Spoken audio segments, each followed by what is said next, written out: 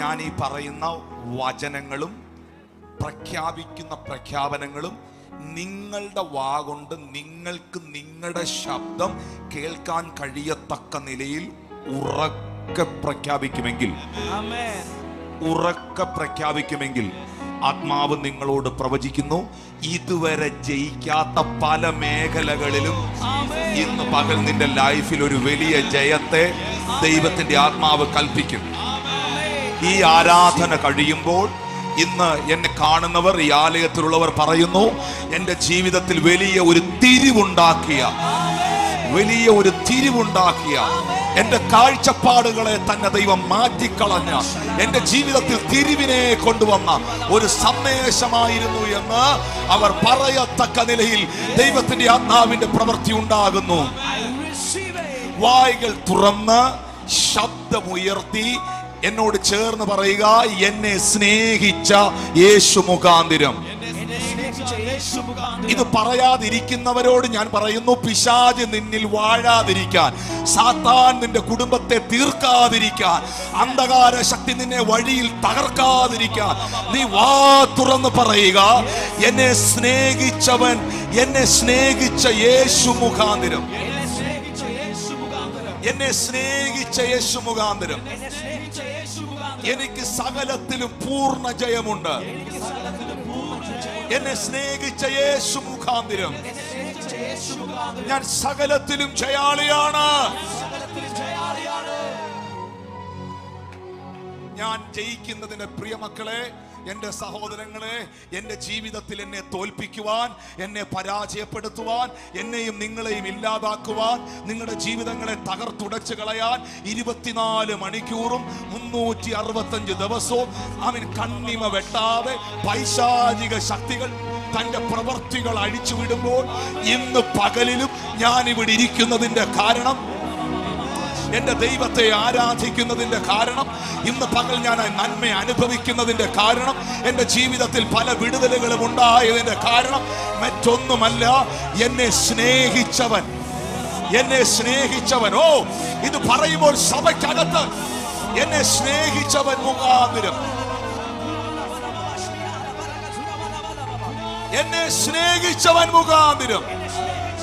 we are more than conquerors through him who loved us.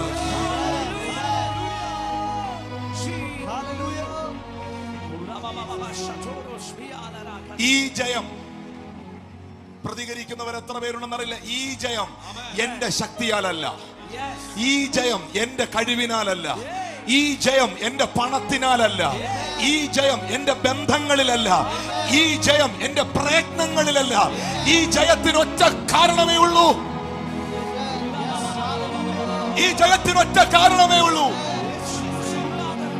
എന്നെ സ്നേഹിച്ചവൻ മുഖാന്തിരം.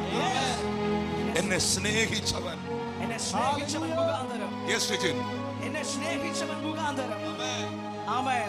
പ്രതീക്ഷിക്കുന്നു.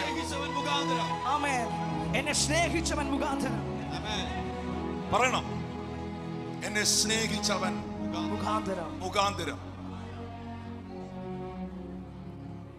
നമ്മൾ കരുതിയത് നാം ജീവിതത്തിൽ അനുഭവിച്ച നന്മ ഇരുന്നേ, നാം ജീവിതത്തിൽ അനുഭവിച്ച നന്മയും പ്രാപിച്ച വിടുതലും ഒന്ന് പ്രാർത്ഥിക്കാൻ പോലും അറിയാത്ത നിങ്ങൾ ഇന്ന് വചനം ശുശ്രൂഷിക്കുന്നതും, ഒരക്ഷരം 10 പേരുടെ മുമ്പിൽ നിന്ന് പറയാൻ മുട്ടിടിച്ച നിങ്ങളിൽ പലരും ഇന്ന് എഴുന്നേറ്റ് ഇന്ന് കർത്താവിനെ ഉയർത്തുന്നതും, നിങ്ങളുടെ മക്കൾ തെറ്റിപ്പോകുമെന്നും വഴി പിഴച്ചു പോകുമെന്നും അവരെങ്ങും എത്തുകയില്ലെന്നും പറഞ്ഞവരുടെ നടുവിൽ നിന്റെ മക്കളെ ദൈവം മാനിച്ചതും, നിന്റെ ജീവിതത്തിൽ വഴി തുറന്നതും എന്റെ കഴിവിനാലല്ല, പരാക്രമത്താലല്ല, ശക്തിയാലല്ല, ബന്ധങ്ങളാലല്ല, എന്നെ സ്നേഹിച്ചവൻ മുഖാന്തിരം.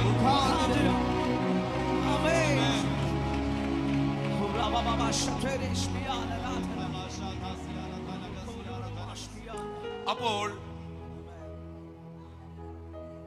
ജീവിത വിജയത്തിന്റെ ഉറവിടം ഞാനല്ല.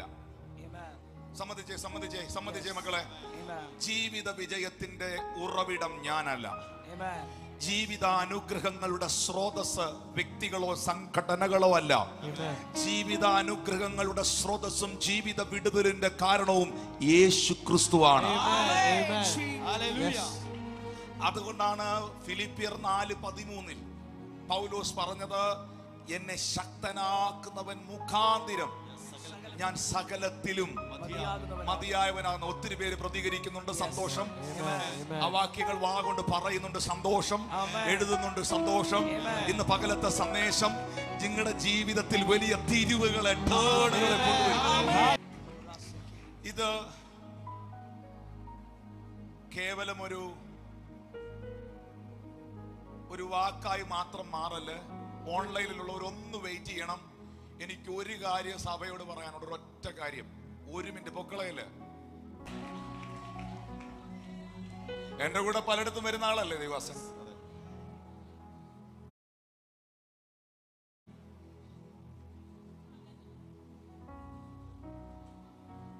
എന്റെ അടുത്തും പലയിടത്തും വരുന്നതല്ലേ? സൗണ്ട് കേട്ടല്ലേ? സൗണ്ട്. സഖറിയാവ് 4:6 പറയുന്നു, ചില ആളുകൾ എനിക്ക് പ്രസംഗിക്കാനുള്ള വിഷയം തരും. അല്ല, ഏതേലും വഴി കൂടെ ഒരു വിഷയം ഉണ്ടാക്കും. സഖറിയാവ് 4:6 പറയുന്നു, സൈന്യത്താലല്ല, ശക്തിയാലല്ല, ദൈവത്തിന്റെ ആത്മാവിനാൽ അത്രേ. ഈ വിശ്വസിക്കുന്നവർ ഇതിനകത്ത് ഇരിപ്പുണ്ടെങ്കിൽ എന്നെ ശ്രദ്ധിച്ചോണം. ഇവിടുത്തെ മന്ത്രിയും ഇവിടുത്തെ MLA-യും ഇവിടുത്തെ MP-യും ഇവിടുത്തെ രാഷ്ട്രീയക്കാരും ഇവിടുത്തെ മത നേതാക്കന്മാരും ഇവിടുത്തെ ശക്തികളും ഇവിടുത്തെ വ്യക്തികളും തോറ്റു പോകുന്നിടത്ത് ക്രിസ്തു ജയിക്കും.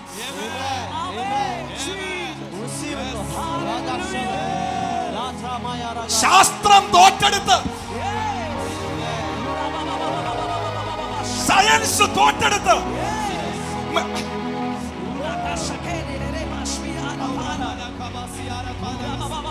ഹാർട്ട് ബീറ്റ്, ഇന്ന് ഡോക്ടർ കരുൺ പറയും, ഹാർട്ട് ബീറ്റ് നഷ്ടപ്പെട്ട 5 മാസം പ്രായമുള്ള കൊച്ച് സൗഖ്യമാകണമെങ്കിൽ, തിരിച്ചു വരണമെങ്കിൽ വൈദ്യശാസ്ത്രം അത് ഫെയിലിയർ, അട്ടർമോസ്റ്റ് ഫെയിലിയർ എന്ന് എഴുതി തള്ളിയ കേസാ. ഞാൻ കണ്ടിട്ടുണ്ട്. എന്റെ കയ്യിലിരിക്കുന്ന ബൈബിള് സയൻസ് തോക്കുന്നിടത്ത് ജയിക്കുന്നത്.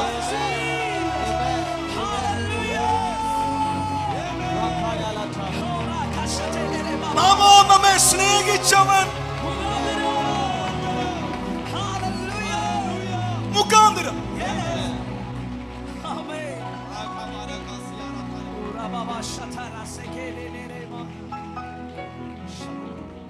അടുത്തിരിക്കുന്ന ആളോട് പറഞ്ഞു, എനിക്ക് ചെയ്യാൻ കഴിയാത്തത് എന്നെ സ്നേഹിച്ചവൻ ചെയ്യും. പറ.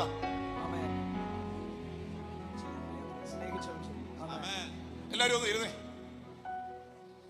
ഞാൻ ആശിഷിനോട് പറയുന്നല്ലോ പറഞ്ഞു, കൈ തറ മോനെ, കീബോർഡിൽ നിന്ന് കൈ എടുത്തു. എനിക്ക് ചെയ്യാൻ കഴിയാത്തത്, പറ മൈക്കിലോട് പറ. എനിക്ക് ചെയ്യാൻ കഴിയാത്തത് എന്നെ സ്നേഹിച്ചവൻ ചെയ്യും.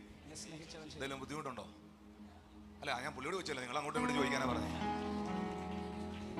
എനിക്ക് ചെയ്യാൻ കഴിയാത്തത് എന്നെ സ്നേഹിച്ചവൻ ചെയ്യും. എനിക്ക് കേറി പോകാൻ പറ്റാത്തടുത്ത് എന്നെ സ്നേഹിച്ചവൻ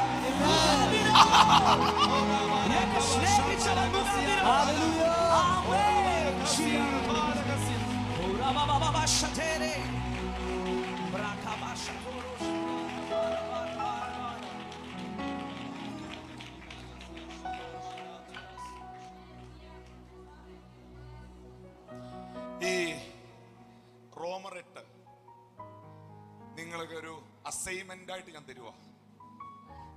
ഇന്ന് വീട്ടിൽ പോയിരുന്ന് വിരളോടിച്ച് പെൻസിലോടിച്ചൊന്ന് വായിക്കണം.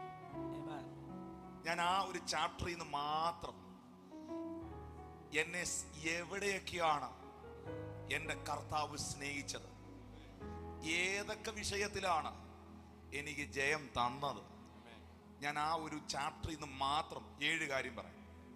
7 അല്ല, എങ്കിലും 7 പറയാം. റോമർ 8:2. ജീവന്റെ ആത്മാവിന്റെ പ്രമാണം എനിക്ക് പാപത്തിന്റെയും മരണത്തിന്റെയും പ്രമാണത്തിൽ നിന്ന് ക്രിസ്തു യേശുവിൽ സ്വാതന്ത്ര്യം വരുത്തിയിരിക്കുന്നു.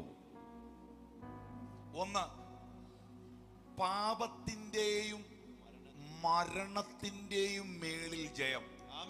ആമേൻ.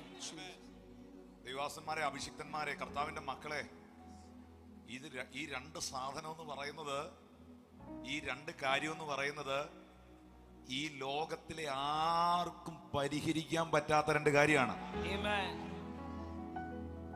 നിങ്ങൾക്ക് എന്ത് രോഗം ഉണ്ടെങ്കിലും, നിങ്ങൾക്ക് പ്രാർത്ഥിച്ചിട്ട് മക്കൾ ഉണ്ടായില്ലെങ്കിൽ, മക്കൾ ഉണ്ടാകാതിരിക്കത്തില്ല, ദൈവം തരും. അതിനിവിടെ ചികിത്സയുണ്ട്. നിങ്ങളുടെ പനി പ്രാർത്ഥിച്ചിട്ട് പോയില്ലെങ്കിലും അതിനിവിടെ മരുന്നുണ്ട്. ഒരാളുടെ കിഡ്നി പ്രാർത്ഥിച്ചിട്ട് അതിനകത്തൊരു സൗഖ്യം ഉണ്ടായില്ലെങ്കിലും, ഉണ്ടാകത്തില്ലെന്നല്ല, 100 കണക്കിന് ഉണ്ടായിട്ടുണ്ട്. അതിവിടെ ട്രാൻസ്പ്ലാന്റ് ചെയ്യാനൊക്കെയുള്ള സംവിധാനമുണ്ട്. പക്ഷെ ഈ മനുഷ്യന്റെ അകത്തിരിക്കുന്ന പാപം എന്നൊരു കാര്യമുണ്ട്. പാപം, അതിക്രമം, അകൃത്യം, ഇങ്ങനെ കുറെ കാര്യങ്ങളുണ്ട്. അത് ഇന്നലെ കുറച്ച് ഭാഗം ഞാൻ പറഞ്ഞു. എന്താണ് പാപമെന്നും എന്താണ് അകൃത്യമെന്നും എന്താണ് അതിക്രമമെന്നും ഞാൻ വ്യക്തമാക്കി. കുറച്ച് തമാശയായിട്ടൊക്കെ പറഞ്ഞപ്പോൾ നിങ്ങൾക്ക് അത് മനസ്സിലായെന്നാണ് എൻ്റെ വിശ്വാസം. ഹല്ലേലൂയ.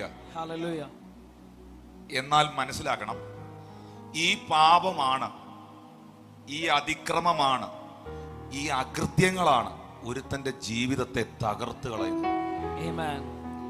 അവനെ ശാപത്തിലാക്കുന്നതും ബന്ധനത്തിലാക്കുന്നതും അവന്റെ ജീവിതത്തെ നശിപ്പിക്കുന്നതും സകല കാര്യങ്ങളും ചെയ്യുന്നു. ഇത് ഒരു ഡോക്ടർമാർക്കും ഒരു സർജനും ഒരു ഫിസിഷ്യനും ഓപ്പറേഷൻ ചെയ്ത് ഒരുത്തന്റെ അകത്ത് നിന്ന് എടുത്ത് കളയാൻ പറ്റുകയില്ല. ലോകത്തിലെ ഒരു മെഡിക്കൽ ഷോപ്പിലും ഈ പാപവും അതിക്രമവും അകൃത്യവും മാറ്റാനുള്ള മരുന്ന് കിട്ടുകയില്ല. എന്നാൽ ഇതുപോലെ ഡേഞ്ചറസ് ആയ ഒരു വൈറസ്, ഇതുപോലെ ഡേഞ്ചറസ് ആയ ഒരു ക്യാൻസർ ഉലകത്തിലില്ല. അത്ര ഡേഞ്ചറസ് ആയ ക്യാൻസർ ആണ്, അത്ര ഡേഞ്ചറസ് ആയ വൈറസ് ആണ് പാപവും അതിക്രമവും അകൃത്യവും. ഇതിനിവിടെ മരുന്നില്ല. ഇതിന് ഒറ്റ മരുന്നേ ഉള്ളൂ, ഒറ്റ മരുന്നേ ഉള്ളൂ. 1 യോഹന്നാൻ 1:7, അവന്റെ പുത്രനായ യേശുവിന്റെ രക്തം നിന്റെ സകല പാപവും പോക്കി നിന്നെ ശുദ്ധീകരിക്കുന്നു. അവന്റെ പുത്രനായ യേശുവിന്റെ രക്തം സകല പാപവും പോക്കി. അതിനൊരു വാല്യൂ കൽപ്പിക്കുന്നവരൊന്ന് കൈയടിച്ച് ദൈവത്തിന് നന്ദി.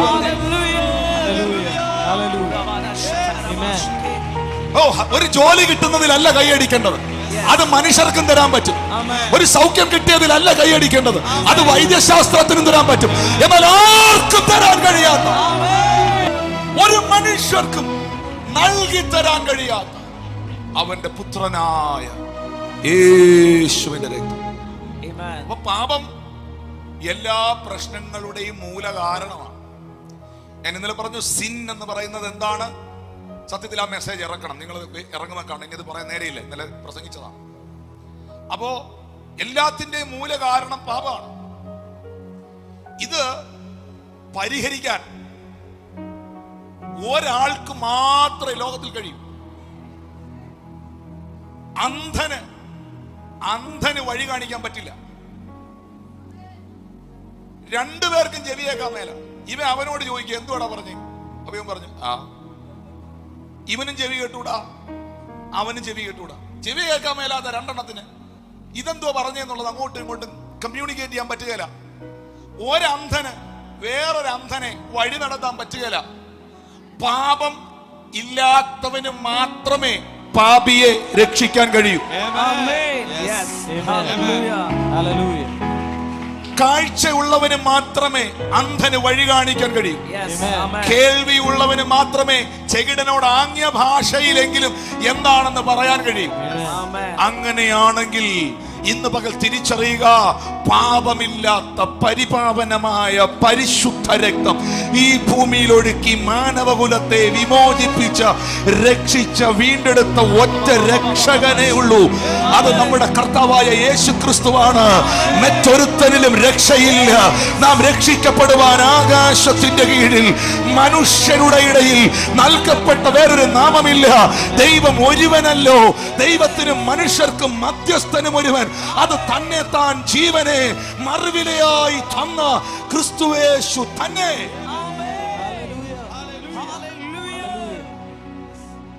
ഷിജിൻ ബ്രദറെ, ജിജി മോഹൻ പാസ്റ്ററെ, കർത്താവ് നമ്മുടെ പാപത്തെ വിമോചിപ്പിച്ചെന്ന് പറഞ്ഞാലേ ഞാൻ ഇങ്ങനെ പറയാം, നീ രക്ഷപ്പെട്ടെന്നാ അതിന്റെ അർത്ഥം.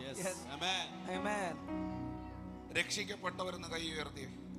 ഞാൻ അതിന് വേറൊരു വാക്കൂടെ പറയാം. രക്ഷിക്കപ്പെട്ട നിങ്ങൾ രക്ഷപ്പെട്ടു. രക്ഷപ്പെട്ടു. രക്ഷപ്പെട്ടില്ലെന്നാ പലരും പറയുന്നത്. അവരങ്ങനെ പറയുന്നതിന്റെ കാരണം ഭൗതിക വിഷയങ്ങളുടെ അടിസ്ഥാനത്തിലാണ്. കാരണം ഇവിടെ ഒരുത്തൻ രക്ഷപ്പെടണമെന്ന് ഒരാൾ പറയണമെങ്കിൽ അത്യാവശ്യം ഗൾഫിലെങ്കിലും പോകണം, ഇല്ലയോ? ഗൾഫിൽ പോയി 2 ബട്ടൺസ് ഒക്കെ തുറന്നിട്ട് ഒരു മാലയൊക്കെ ഇട്ടുകൊണ്ട് വരണം, എന്നാലേ അവന് രക്ഷപ്പെട്ടെന്ന് ഇവിടുത്തെ ആളുകൾ പറയുള്ളൂ. സ്തോത്രം. ഇവിടെ ആളുകൾ രക്ഷപ്പെട്ടെന്ന് പറയണമെങ്കിൽ ഒരു മാതിരിക്കാറെങ്കിലും വേണം.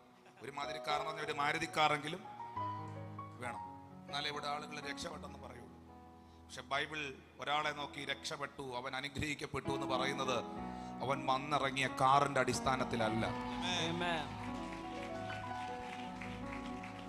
ഞാൻ ഉറച്ചു വിശ്വസിക്കുന്നു ദൈവം എല്ലാ അനുഗ്രഹങ്ങളും നൽകും. Hallelujah, hallelujah. എന്നാ മിണ്ടാത്ത?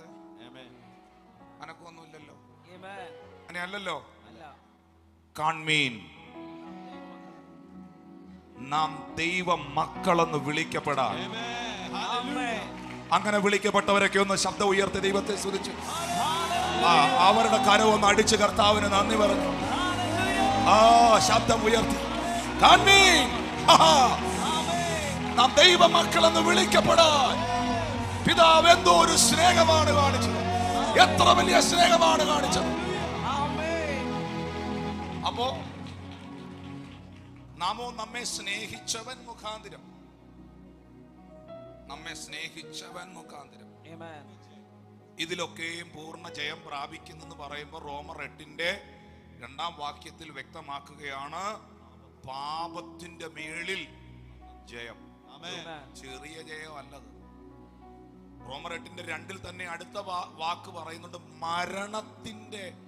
മരണത്തിന്റെയും പ്രമാണത്തിന്റെയും മേളിൽ സ്വാതന്ത്ര്യം. ഈ ലോകത്തിലെ എല്ലാ മനുഷ്യരുടെയും ജീവിതത്തിൽ ഏറ്റവും അവസാനം എത്തുന്ന ക്ഷണിക്കാത്ത അതിഥിയാണ് മരണം. അത് പണക്കാരന്റെ അടുത്തും വരും, പാവപ്പെട്ടവന്റെ അടുത്തും വരും. അത് പണ്ഡിതനെയും തേടി വരും, പാമരനെയും തേടി വരും. അത് പഠിത്തമുള്ളവനെയും തേടി വരും, പഠിക്കാത്തവനെയും തേടി വരും. അത് ആരോഗ്യമുള്ളവനെയും തേടി വരും, ആരോഗ്യമില്ലാത്തവനെയും തേടി വരും. ഒരു ദിവസം ഈ വ്യക്തി ക്ഷണിക്കാത്ത അതിഥിയെ പോലെ എല്ലാവരുടെ അടുത്തും വരും. ഇരുമ്പ് കണ്ടിട്ട് വരികയില്ലെന്നുള്ളതാ പലരുടെയും ചിന്ത. വരും, എന്നെങ്കിലും ഒരിക്കൽ വരും. കർത്താവ് നിങ്ങൾക്കും നമുക്കെല്ലാവർക്കും ദീർഘായുസ് തരും, ആരോഗ്യം തരും. നിങ്ങളെ ഏൽപ്പിച്ച എല്ലാ പ്രവൃത്തികളും തികയ്ക്കാൻ കർത്താവ് കൃപ ചെയ്യും. പക്ഷേ ഇതൊരു സത്യമാണ്, ഇതൊരു യാഥാർത്ഥ്യമാണ്. ആർക്കിതിനെ അവോയ്ഡ് ചെയ്യാൻ പറ്റും? എന്നാൽ എൻ്റെ ഒരു ചോദ്യം നിങ്ങളോട് ചോദിക്കുന്നു, മരിക്കാതിരിക്കാനുള്ള ഒരു മരുന്ന് ആരെങ്കിലും കണ്ടുപിടിച്ചാൽ അത് മേടിക്കാൻ ആളുണ്ടാവുമോ? ഉണ്ടാവോ? ഈ മരുന്ന് കഴിച്ചാൽ മരിക്കുകയല്ല എന്നൊരു മരുന്നുണ്ടായിരുന്നെങ്കിൽ ഒരെണ്ണം വേണോന്ന് പറഞ്ഞ് എന്തോ അവിടെ പറഞ്ഞായിരുന്നല്ലോ.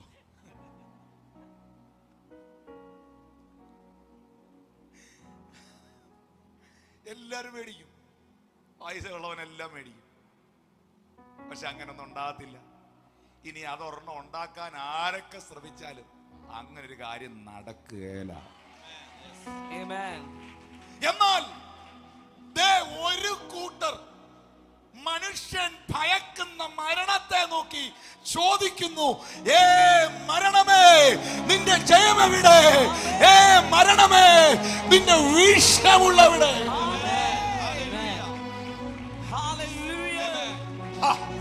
ആ കൂട്ടരുടെ മുമ്പിലാണ് ഞാൻ പ്രസംഗിക്കുന്നതെന്ന് ഞാൻ വിശ്വസിക്കുന്നു. അവർക്കൊന്ന് ശബ്ദം ഉയർത്തി കർത്താവിന് നന്ദി പറയാം.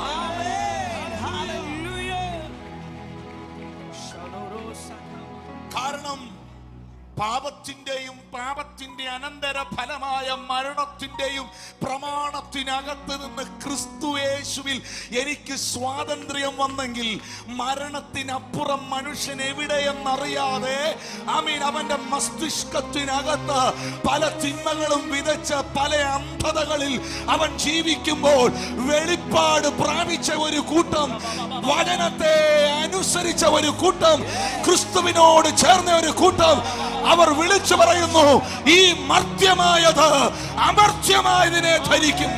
കണ്ണിമയ്ക്കുന്ന ഇടയിൽ ഇവിടുന്ന് രൂപാന്തരപ്പെടും.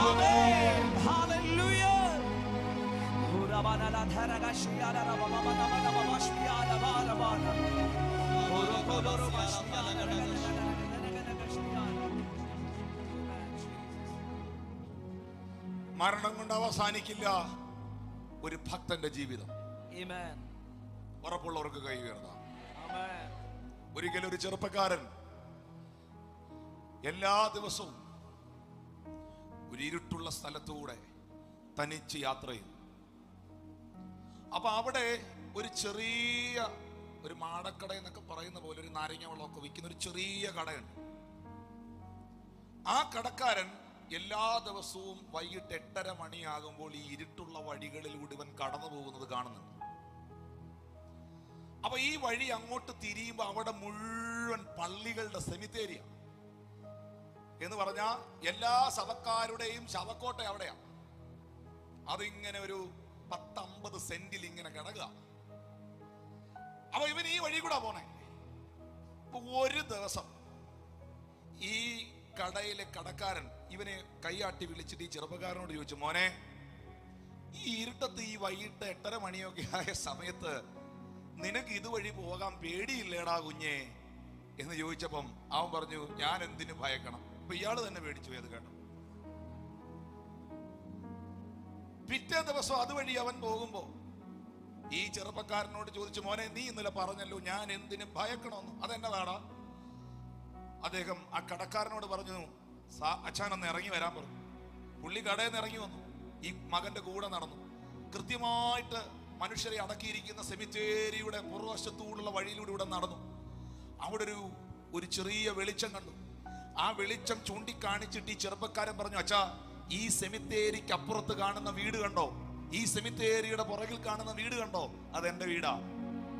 സെമിത്തേരിക്ക് അപ്പുറത്തൊരു വീടുണ്ടെന്ന് ഉറപ്പുള്ളവൻ സെമിത്തേരി വഴി പോകാൻ പേടിക്കുകയല്ല. മനസ്സിലായില്ലെങ്കിൽ മനസ്സിലാക്കണ്ട. സെമിത്തേരിക്കപ്പുറത്തും കല്ലറയ്ക്കപ്പുറത്തും ഖബറുകൾക്കപ്പുറത്തും എനിക്കൊരു നിത്യഭവനമുണ്ടെന്ന് ഉറപ്പുള്ള ഒരു ഭക്തൻ ഒരിക്കലും മരണത്തെ പേടിക്കുകയില്ല. ഇന്ന് പകൽ പാപത്തിന്റെയും മരണത്തിന്റെയും പ്രമാണത്തിൽ നിന്നും സകല തിന്മയിൽ നിന്നും എന്നെ സ്നേഹിച്ചവൻ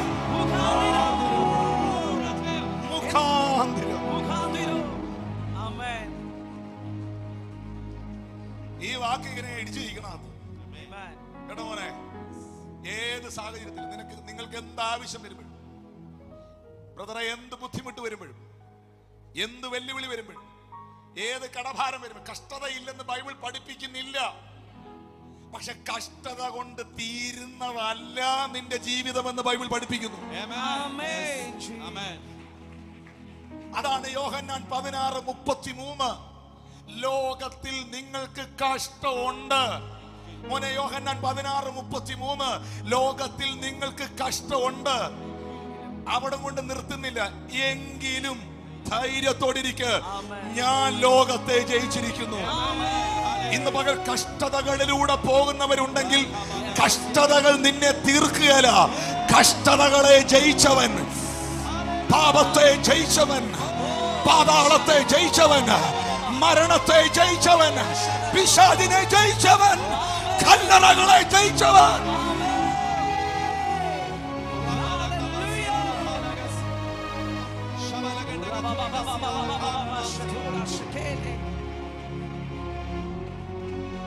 Praise the Lord. Amen. ശബ്ദമുയർത്തി കർത്താവിന് നന്ദി പറഞ്ഞേ. അപ്പൊ ആദ്യത്തെ ജയം തന്നെ ചിന്തിക്കാൻ പറ്റാത്ത രണ്ട് ജയോ ആമേൻ. എന്നൊക്കെയാ വാസു? പാപത്തിൽ നിന്നും മരണത്തിൽ നിന്നും. ചിന്തിക്കാൻ മേല. ആമേൻ.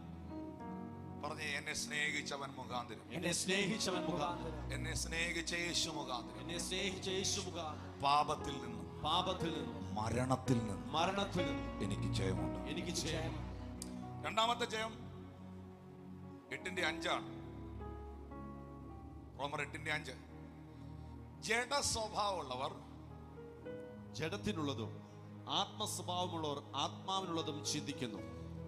ചിന്തകളുടെ മേളിലും ജഡീക സ്വഭാവങ്ങളുടെ മേളിലും ജയം വേണ്ടവരുണ്ടോ? Yes, amen. ജഡീക ചിന്തകൾ വരുന്നവരുണ്ടോ? ഇടയ്ക്കൊക്കെ ഇരിക്കുമ്പോൾ വേണ്ടാത്ത ചിന്തകളൊക്കെ വരുന്നവരുണ്ടോ? ഒന്ന് കൈ ഉയർത്തി കാണിക്കേ, ഒന്ന് കൈ ഉയർത്തി കാണിച്ച്.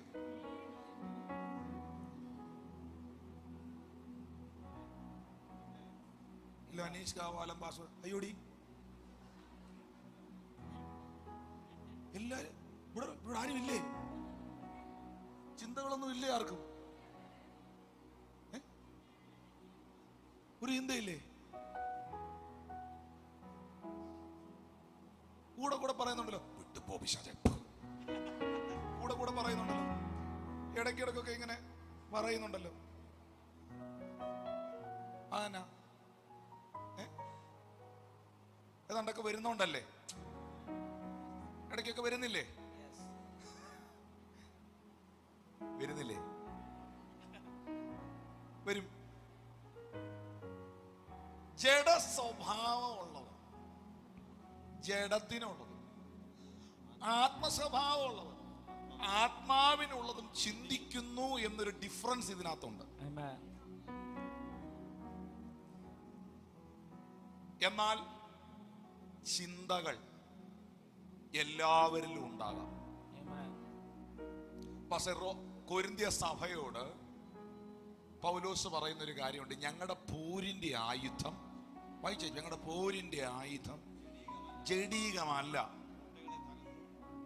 അത് കോട്ടകളെ ഇടിപ്പാൻ ദൈവസന്നിധിയിൽ ശക്തിയുള്ളവ തന്നെ. അവയാൽ ഞങ്ങൾ, വായിച്ച വാക്യം, അവയാൽ ഞങ്ങൾ സങ്കല്പങ്ങളും ക്രിസ്തുവിന്റെ പരിജ്ഞാനത്തിന് വിരോധമായി ഉയരുന്ന എല്ലാ ഉയർച്ചകളും ഇടിച്ച് ഏതു വിചാരത്തെയും ക്രിസ്തുവിനോടുള്ള അനുസരണത്തിനായി ഞങ്ങൾ പിടിച്ചടക്കുന്നു. എടുത്തവരാരാ? വായിച്ചോ. ആണ്ട 2 കൊരിന്ത്യർ 10:5. എല്ലാവരും ഒന്ന് ചേർന്ന് വായിച്ചേ. 2 കൊരിന്ത്യർ 10:5 ആണ്. 2 കൊരിന്ത്യർ 10:5. അവയാൽ ഞങ്ങൾ സങ്കല്പങ്ങളും. ഈ ഞങ്ങളെന്ന് പറഞ്ഞത് ആരാ? ഈ ലേഖനം എഴുതിയ ആരാ? കൊരിന്ത്യ സഭയ്ക്ക് ലേഖനം അവിടെ പൗലോസ്. അപ്പം അവയാൽ ഞങ്ങൾ എന്ന് പറഞ്ഞ ആരെ കുറിച്ചാണ്? അപ്പോസ്തലനായ പൗലോസിനെ കുറിച്ചും സഭയെ കുറിച്ചുവാ. അവയാൽ ഞങ്ങൾ സങ്കല്പങ്ങൾ. അപ്പം സങ്കല്പങ്ങളെന്ന് അവിടെ എഴുതിയിരിക്കുന്നത് ഇമാജിനേഷൻ, ഇമാജിൻ ചെയ്യുക, ഇമാജിനേഷൻ. എന്തെങ്കിലുമൊക്കെ ഇമാജിൻ ചെയ്യുന്നവരെന്ന് കൈ ഉയർത്തി. പൊക്കിയിലെ പേര് വിളിച്ചാ എഴുന്നേപ്പിക്കും. എന്തെങ്കിലുമൊക്കെ ഇമാജിൻ ചെയ്യുന്നവരെന്ന് കൈപൊക്കി. ഇമാജിൻ ചെയ്യുന്നതൊക്കെ മൈക്കിലൂടെ പറയാൻ പറ്റുമോ? എല്ലാരും കുനിഞ്ഞിരിക്കുന്നു. ഇമാജിൻ ചെയ്യുന്നതൊക്കെ വിളിച്ച് പറയാൻ പറ്റുമോ? എന്നാ അങ്ങനെ ഒരു സംഭവം ഉണ്ടോ? ഉണ്ട്. 2, every thought to the obedience. Thoughts, imagination and thoughts. ചിന്തകളും സങ്കല്പങ്ങളും പിശാചിന്റെ ഏറ്റവും വലിയ ആയുധം. നിങ്ങൾക്കറിയാവോ? അതിനെ കുറിച്ച്? ഈ നമ്മുടെ ആളുകളെ ഒരു കാര്യം പാപമാണെന്ന് പറയുന്നത് ആ പാപപ്രവൃത്തിയിൽ ഏർപ്പെടുമ്പോഴാണ്. പക്ഷെ യേശു പഠിപ്പിച്ചപ്പോൾ കുറച്ചുകൂടെ വ്യത്യാസം വരുത്തി. പഴയ നിയമത്തിൽ ഒരു പുരുഷനും തെറ്റായ ഒരു സ്ത്രീയും, റോങ് റിലേഷൻഷിപ്പ്, ഇവർ രണ്ടുപേരും ഒരു സ്ഥലത്ത് ഒന്നിച്ചു വന്ന് ആ തെറ്റായ ബന്ധത്തിൽ ഏർപ്പെട്ടാലേ അത് വ്യഭിചാരമാകത്തുള്ളായിരുന്നു. എപ്പോ? പഴയ നിയമത്തിൽ. ഈ ചർച്ചിലെ ലീഡേഴ്സ് ആദ്യം ഇരുന്ന് ഉറങ്ങുന്നത്. ഞാൻ ബാക്കി നീതിമാന്റെ ഗതി ഇതാണ്, ഭാവിയുടെ അഭക്തന്റെ ഗതി എന്നാകുമെന്ന് ഓർത്തു. എന്നെ ശ്രദ്ധിക്കുന്നുണ്ടോ നിങ്ങൾ? ഞാൻ അവിടെ ഇരിക്കുന്നവരോടാ പറയുന്നത്. പക്ഷെ ഇതിനെ ആരെങ്കിലും ശ്രദ്ധിക്കുന്നുണ്ടോ? മക്കളെ ശ്രദ്ധിച്ചു കേട്ടെ, നിങ്ങൾ അനുഗ്രഹിക്കപ്പെടാൻ വേണ്ടി പറയുന്ന. എൻ്റെ ഒരു വിടുതൽ നടക്കുന്നില്ല, എൻ്റെ കല്യാണം നടക്കുന്നില്ല, എനിക്ക് ഗൾഫിൽ പോകാൻ പറ്റുന്നില്ല, എനിക്ക് നന്മയുണ്ടാകുന്നില്ല, എൻ്റെ കാശില്ല. ഇത് പിശാച് എവിടെയാ നിന്റെ വഴി അടയ്ക്കുന്നതെന്ന് പറയുക. ശ്രദ്ധിക്കുന്നോ? ഓൾഡ് ടെസ്റ്റ്മെന്റിൽ അത് പാപമാകണമെങ്കിൽ ആ പ്രവൃത്തി ചെയ്യണമായിരുന്നു. ഇപ്പോഴും ആളുകള് വെള്ള ഉടുപ്പിട്ടതും ഷേവ് ചെയ്തതും ഷേവ് ചെയ്യാത്തതും മുടി വളർത്തിയതും ഒക്കെയാ എല്ലാവരും നോക്കിക്കൊണ്ട് നടക്കുന്നത്. ഇപ്പോഴും ഇവര് ഇതൊക്കെയാ പാപമാണെന്ന് പറയുന്ന മെയിൻ സാധനം. യഥാർത്ഥ പാപം എന്താന്ന് പറയുന്നുമില്ല. ശ്രദ്ധിക്കുന്നില്ലേ? ആ UK ഒരു പയ്യനോട് പറഞ്ഞടാ പോയി മുടി വെട്ടറാന്ന് പറഞ്ഞു. വാവ ഉടനെ അമ്മയോട് തിരിച്ചു ചോദിച്ചു, യേശുക്രിസ്തു എന്താ മുടി വെട്ടാൻ? എന്തേലും പറയാൻ പറ്റുമോ? യേശുക്രിസ്തുവിന് എന്നാ ഉണ്ടായിരുന്നു? എന്താടാ താടി പഠിക്കാൻ ചോദിച്ചാൽ പറഞ്ഞു യേശുവിന് താടി ഉണ്ടായിരുന്നു.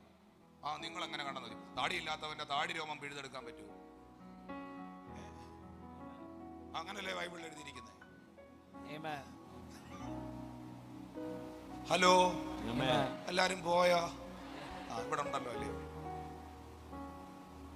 ഒരിക്കൽ ഒരാൾ ചെരുപ്പിടാതെ വലിയ ഭക്തനാന്നും പറഞ്ഞ് പ്രസംഗിക്കാൻ വന്നപ്പോൾ ഒരു പുള്ളി ചോദിച്ചു, ബ്രദർ എന്താ ചെരുപ്പിടാത്തതെന്ന്. പുള്ളി പറഞ്ഞു ഞാനാണ് ഈ കാലഘട്ടത്തിലെ വിശുദ്ധൻ. അപ്പോൾ ഉടനെ ഈ ചെറുപ്പക്കാരൻ ബൈബിളിൽ വലിയ വിവരമൊന്നുമില്ല എങ്കിലും അവൻ പറഞ്ഞു കൊടുത്തു, യോഹന്നാൻ യേശുവിനോട് പറഞ്ഞായിരുന്നല്ലോ നിന്റെ ചെരുപ്പിന്റെ വാറഴിപ്പാൻ ഞാൻ യോഗ്യനല്ല, യേശുവിന് ചെരുപ്പുണ്ടായിരുന്നല്ലോ എന്ന് പറഞ്ഞു. യേശുവിന് ചെരുപ്പുണ്ടായിരുന്നു. അടുത്തിരിക്കുന്നവൾ പറഞ്ഞ വലിയ ആള് കളിക്കല്ലേ പറഞ്ഞ കൈ കൊടുത്തു പറഞ്ഞു.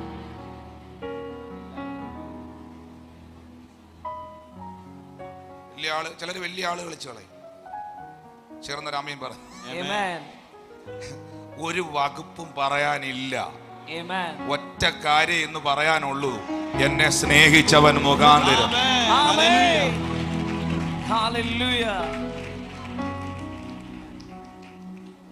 ചേർന്ന രാമയും പറഞ്ഞു. അപ്പൊ സങ്കല്പങ്ങൾ, ചിന്തകളാണ് ഏറ്റവും വലിയ പ്രശ്നം. അതാണ് മത്തായി 5:28 എൻ്റെ വിശ്വാസം. അത് തന്നെയാണ് ഞാനോ നിങ്ങളോട് പറയുന്നത്. അപ്പോൾ ഇതൊരു പുതിയ കാര്യമാണ്. അപ്പോൾ പഴയ വേറൊരു കാര്യമുണ്ട്. അതുകൊണ്ടാണ് യേശു പറഞ്ഞത് ഞാനോ നിങ്ങളോട് പറയുന്നു. സ്ത്രീയെ മോഹിക്കേണ്ടതിന് അവളെ നോക്കുന്നവനെല്ലാം ഹൃദയം കൊണ്ട് അവളോട് വ്യഭിചാരം ചെയ്തു പോയി. പിടികിട്ടിയോ? പഴയ നിയമത്തിൽ ഇത് ചെയ്യണമായിരുന്നു. പുതിയ നിയമത്തിൽ അങ്ങനെ ചെയ്യുന്നതായിട്ട് ചിന്തിച്ചാൽ മതി. അപ്പൊ ചിന്തയെ സൂക്ഷിക്കണോ? നിങ്ങൾ ഇവിടെ ഇല്ല. മോഹം ഗർഭം ധരിച്ച് പാപത്തെ പ്രസവിക്കുന്നു. മോനെ, ചിന്തകൾ വരത്തില്ലെന്ന് ഞാൻ പറയുന്നില്ല. ചിന്തകൾ വരാം, മനുഷ്യരാണ്, വരാം. ഞാൻ പലപ്പോഴും പറയുന്ന ഒരു ഉദാഹരണമാണ്, പക്ഷികൾക്ക് എൻ്റെ തലയ്ക്ക് മുകളിലൂടെ പറക്കാം. എല്ലാ കാക്കയ്ക്കും കുയിലിനും കിളിക്കും എല്ലാം എൻ്റെ ശിരസിൻ്റെ മുകളിലൂടെ പറക്കാം. പക്ഷേ അതിൽ ഒരു പക്ഷി പറന്നു വന്ന് എൻ്റെ തോളത്ത് കുത്തിയിരുന്ന് കൂടും വെച്ച് കാഷ്ടിച്ച് മുട്ടയിട്ട് എന്നെ നശിപ്പിക്കരുത്.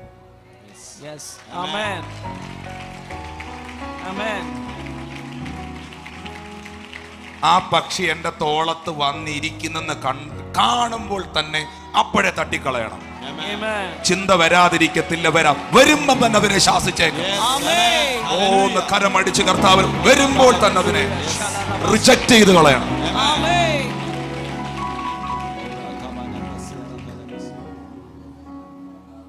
ഈ ചില ആളുകൾ പറയുന്നത് ഇതൊരു കൗൺസിലിംഗ് ആ കേട്ടോ. ഇന്ന് എന്നെ താലേ ഉയർത്തി കേട്ടോ. എപ്പോഴും ഒന്നും വരികയില്ല, ഇത് ഇന്ന് വരുന്നു. Amen. ഈ ചില ആളുകൾ പറയുന്നൊരു കാര്യമുണ്ട്, പക്ഷേ എൻ്റെ ചിന്ത ഒരു പന്ന ചിന്ത, വേണ്ടാത്തൊരു ചിന്ത എൻ്റെ അകത്ത്, എൻ്റെ ചിന്ത. അവർ പറയും എൻ്റെ അകത്ത് എനിക്ക് എൻ്റെ ഒരു ചിന്ത ഇങ്ങനെയാ പാസ്റ്റർ. എൻ്റെ പൊന്നുമോളെ, മക്കളെ, മോനെ, അത് നിന്റെ ചിന്തയല്ല. ആ വേണ്ടാത്ത ചിന്ത നിന്റെ സ്വന്തം ചിന്തയല്ല, പുറത്തുനിന്ന് ഒരുത്തൻ അകത്തോട്ട് കൊണ്ടുവരാൻ നോക്കുന്നതാണ്. Amen. അതിനെ വെളി വെച്ച് തന്നെ ഡീൽ ചെയ്യണം. ഏയ്, എത്ര പേർക്ക് ഞാൻ ഈ പറയുന്നത് മനസ്സിലാവുന്നു? ബ്രദറെ, എനിക്കങ്ങ് മരിക്കണോന്ന് തോന്നുക. ബ്രദറെ, പാസ്റ്ററെ, എനിക്കങ്ങ് ആത്മഹത്യ ചെയ്യണമെന്ന് തോന്നുക. മോളെ, മോനെ, നിനക്ക് തോന്നുന്നതല്ലത്. നീ ആത്മഹത്യ ചെയ്യണമെന്ന് നിനക്കങ്ങ് തോന്നുന്ന തോന്നലല്ല, നിന്നെ പുറത്ത് നിന്നൊരുത്തൻ തോന്നിപ്പിക്കുകയാണ്. അവനെ ഇന്ന് പകൽ നീ ഡീൽ ചെയ്യണം. എത്ര പേർക്ക് ഞാൻ ഈ പറയുന്നത് മനസ്സിലാകും? പാസ്റ്ററെ, ഇങ്ങനെ ഇരിക്കുമ്പം, വെറുതെ ഇരിക്കുമ്പം ഒരു ചിന്ത കയറി വരികയാണ്, ഒരു ഭയം ഇങ്ങനെ കയറി വരികയാണ്, ഒരു കാര്യം കയറി വരികയാണ്. ഞാനത് പാസ്റ്റേ, ഞാൻ അങ്ങനെ ആയിപ്പോയി. മോളെ, നീ അങ്ങനെ ആയിപ്പോയതല്ല മോനെ, അത് നിന്റെ ചിന്തയല്ല. പുറത്തുനിന്ന് വെളിയിന്ന് അവൻ അകത്തോട്ട് കയറാനുള്ള, ഇത്രയും ശ്രദ്ധിച്ചു കേട്ടെ, അകത്തോട്ട് കയറാനുള്ള ഒരു ശ്രമം മാത്രമാണ്. നിന്റെ അകത്തുള്ള കർത്താവിലും നിന്റെ ആത്മാവിലുള്ള അഭിഷേകത്തിലും നിന്റെ വാ തുറന്നിട്ട് യേശുവിന്റെ നാമത്തിൽ ഞാൻ ആ ചിന്തയെ ക്യാൻസൽ ചെയ്യുന്നു, ഞാൻ അതിനെ റെഫ്യൂസ് ചെയ്യുന്നു, ഉടച്ചു കളയുന്നു എന്ന് പറയുമ്പോൾ അതിന് മേൽ ജയം ഉണ്ടാകും. ഇവിടെ ഈ കൊരിന്ത്യർക്കെഴുതിയ ലേഖനം 10-ാം അധ്യായത്തിൽ ഈ വായിച്ച വാക്യത്തിൽ ഈ ചിന്തകളെ അഞ്ചാമത്തെ വാക്യത്തിൽ പറയുന്നുണ്ട്. ഈ ചിന്തകളെ, ഉയർച്ചകളെ ഇടിച്ചു കളഞ്ഞ്, മോനെ 4-ാമത്തെ വാക്യം ഒന്ന് നോക്കിയേ. ഞങ്ങളുടെ പോരിന്റെ ആയുധങ്ങളോ ജഡീകങ്ങളല്ല, കോട്ടകളെ ഇടിക്കാൻ. ഏത് കോട്ട? ചെങ്കോട്ടയോ അതോ കിഴക്കേ കോട്ടയോ? ഏത് കോട്ടയാ? ചിന്തകളുടെ കോട്ട. എന്നെ നോക്കി എല്ലാവരും തല ഉയർത്തി. ഓരോ ചിന്തയും ഓരോ നാരുകളാണ്. നിങ്ങളൊരു പായിൽ ഇരിപ്പുണ്ട്, പായ്ക്കകത്തോട്ടൊന്ന് നോക്കി, പല പല ഇഴകളുണ്ടോ? അതിനകത്ത് ഉണ്ടോ? ഇതുപോലെ പിശാച് കൊണ്ടുവരുന്ന ഓരോ ചിന്തകളും ഓരോ ഇഴകളാണ്, ഓരോ നാരുകളാണ്. ഇത് ഓരോന്നോരോന്ന് നിന്റെ അകത്ത് നീ എടുക്കാൻ തുടങ്ങിയാൽ ഇത് വെച്ച് അവനൊരു കാർപ്പറ്റ് ഉണ്ടാക്കും. ഈ ചിന്തകൾ ഓരോന്നോരോന്ന് വെച്ച് നെയ്ത് അവനൊരു പായ ഉണ്ടാക്കും. ഈ പായ്ക്കകത്ത് നിന്നെ ഇരുത്തി അങ്ങ് ചുരുട്ടും. പിന്നെ ആ കോട്ടയ്ക്കകത്ത്, ആ ചിന്തയുടെ കോട്ടയ്ക്കകത്ത്, ആ വിചാരത്തിന്റെ കോട്ടയ്ക്കകത്ത് അങ്ങനല്ലെങ്കിൽ പോലും, അത് സത്യമല്ലെങ്കിൽ പോലും, അത് സത്യമാണെന്നങ്ങ് ചിന്തിച്ച്, അത് സത്യമാണെന്നങ്ങ് വിശ്വസിച്ച് നിന്നെ അതിനകത്ത് ഒറ്റപ്പെടുത്തി സഫോക്കേറ്റ് ചെയ്യിക്കും, ശ്വാസം മുട്ടിക്കും. എന്നാൽ പൗലോസ് പറയുന്നു, ആ കോട്ടകളെ ഇടിക്കുക.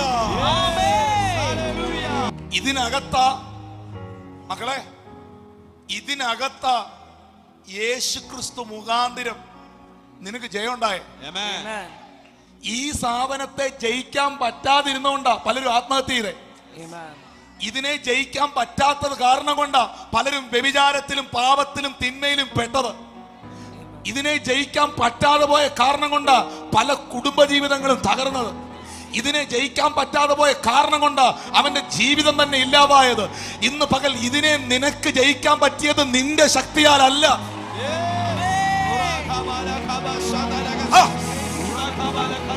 എന്നെ സ്നേഹിച്ചവൻ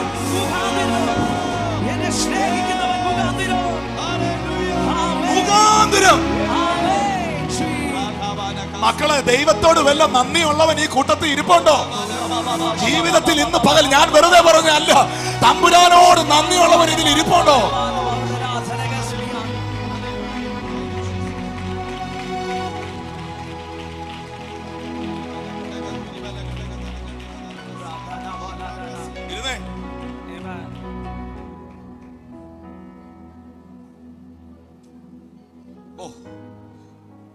നമ്മെ സ്നേഹിച്ചവൻ യേശു മുഖാന്തരം പാപത്തിന്റെ മേളിൽ ജയം, മരണത്തിന്റെ മേളിൽ ജയം, ഒരുത്തനും ജയിക്കാൻ പറ്റാത്ത ജഡീക ചിന്തകളിൽ നിന്ന് ജയം.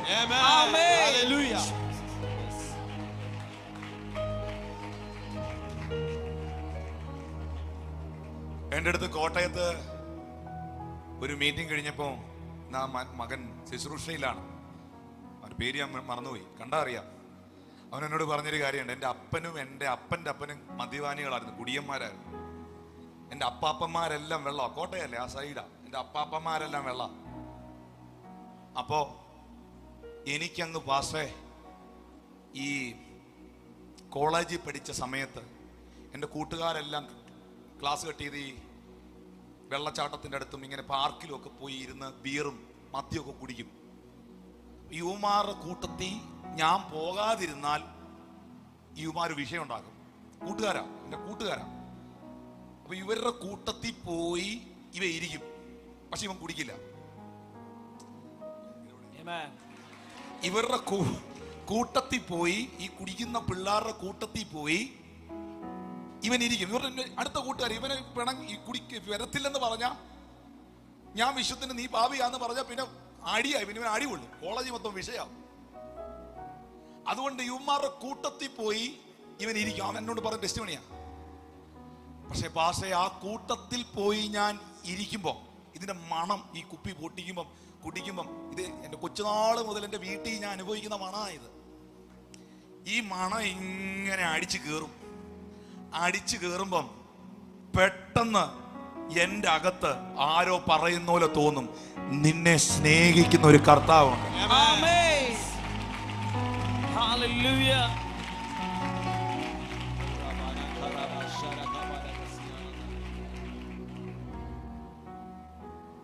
പിടികിട്ടിയോ? ഞാൻ വീണ്ടും പറയുന്നു, ഇത് ഞാൻ സ്വന്തമായിട്ട് ജയിക്കുന്ന അല്ല. നിങ്ങൾക്ക് അങ്ങനെ സ്വന്തമായിട്ട് ജയിക്കാൻ പറ്റൂല. ദൈവത്തിൽ ജനിച്ചവൻ തന്നെ താൻ സൂക്ഷിക്കുന്നു, ദുഷ്ടൻ അവനെ തൊടുന്നില്ല. നമുക്ക് നമ്മളെ സൂക്ഷിക്കാനൊക്കെ പറ്റും, പറ്റത്തില്ലെന്നല്ല, സൂക്ഷിക്കാൻ പറ്റും, ഒരു പരിധി വരെയൊക്കെ പറ്റും. പക്ഷേ നമ്മുടെ അകത്തുള്ള പരിശുദ്ധാത്മാവ്, നമ്മുടെ അകത്തുള്ള കർത്താവിന്റെ ബലം, അത് ഈ ലോകത്തെ മാത്രമല്ല, അത് സകലത്തെയും ജയിച്ചതാണ്.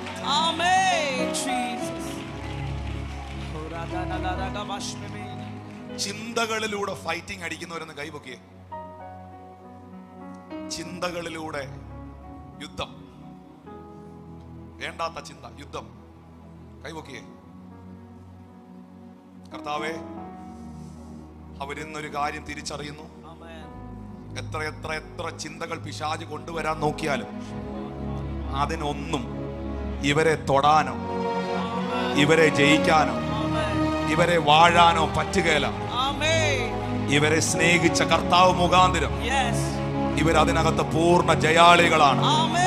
എല്ലാ temptation സ്പിരിറ്റുകളെയും, all the temptation spirits, break it in the mighty name of Jesus.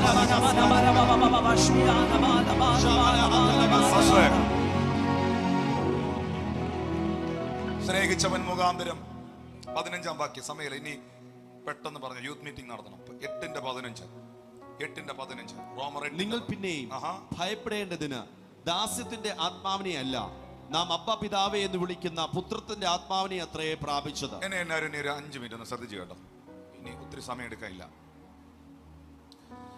എന്നെ സ്നേഹിച്ചവൻ മുഖാന്തരം മരണത്തിൽ നിന്ന് ജയം, പാപത്തിൽ നിന്ന് ജയം, ജഡീക ചിന്തകളിൽ ജയം. റിപ്പീറ്റ് ചെയ്ത് പറഞ്ഞേ. പാപത്തിൽ നിന്ന് ജയം. എല്ലാരും പറഞ്ഞേ. പാപത്തിൽ നിന്ന് ജയം, മരണത്തിൽ നിന്ന് ജയം, ജഡീക ചിന്തകളിൽ നിന്ന് ജയം. 15-ാമത്തെ വാക്യത്തിലേക്ക് വരുമ്പോ കണ്ടോ, ദാസ്യത്വത്തിൽ നിന്ന് ജയം, പുത്രത്വത്തിലേക്ക് പ്രവേശനം. ഇതൊരു ചെറിയ കാര്യമല്ല. അടിമത്വത്തെ, എന്റെ മേളിൽ നിന്ന അടിമത്വത്തെ എന്നെ സ്നേഹിച്ചവൻ മുഖാന്തരം ആ അടിമത്വം തകർന്നു പോയി. ഇപ്പോൾ ഞാൻ ദാസനല്ല, ആമേൻ. ഇപ്പോൾ ഞാൻ അടിമയല്ല, ഇപ്പോൾ ഞാൻ അനാഥയും അനാഥനുമല്ല. അബ്ബാ പിതാവേ എന്ന് വിളിക്കുന്ന പുത്രത്വത്തിന്റെ ആത്മാവിനെ സ്വീകരിച്ചവൻ. ഓ മക്കള്, അവകാശി അവരിവിടെ ഉണ്ടോ? ഞാൻ യേശുവിൻ നാമത്തിൽ ഈ കൂട്ടത്തെ നോക്കി ആത്മാവിൽ പ്രവചിക്കുന്നു.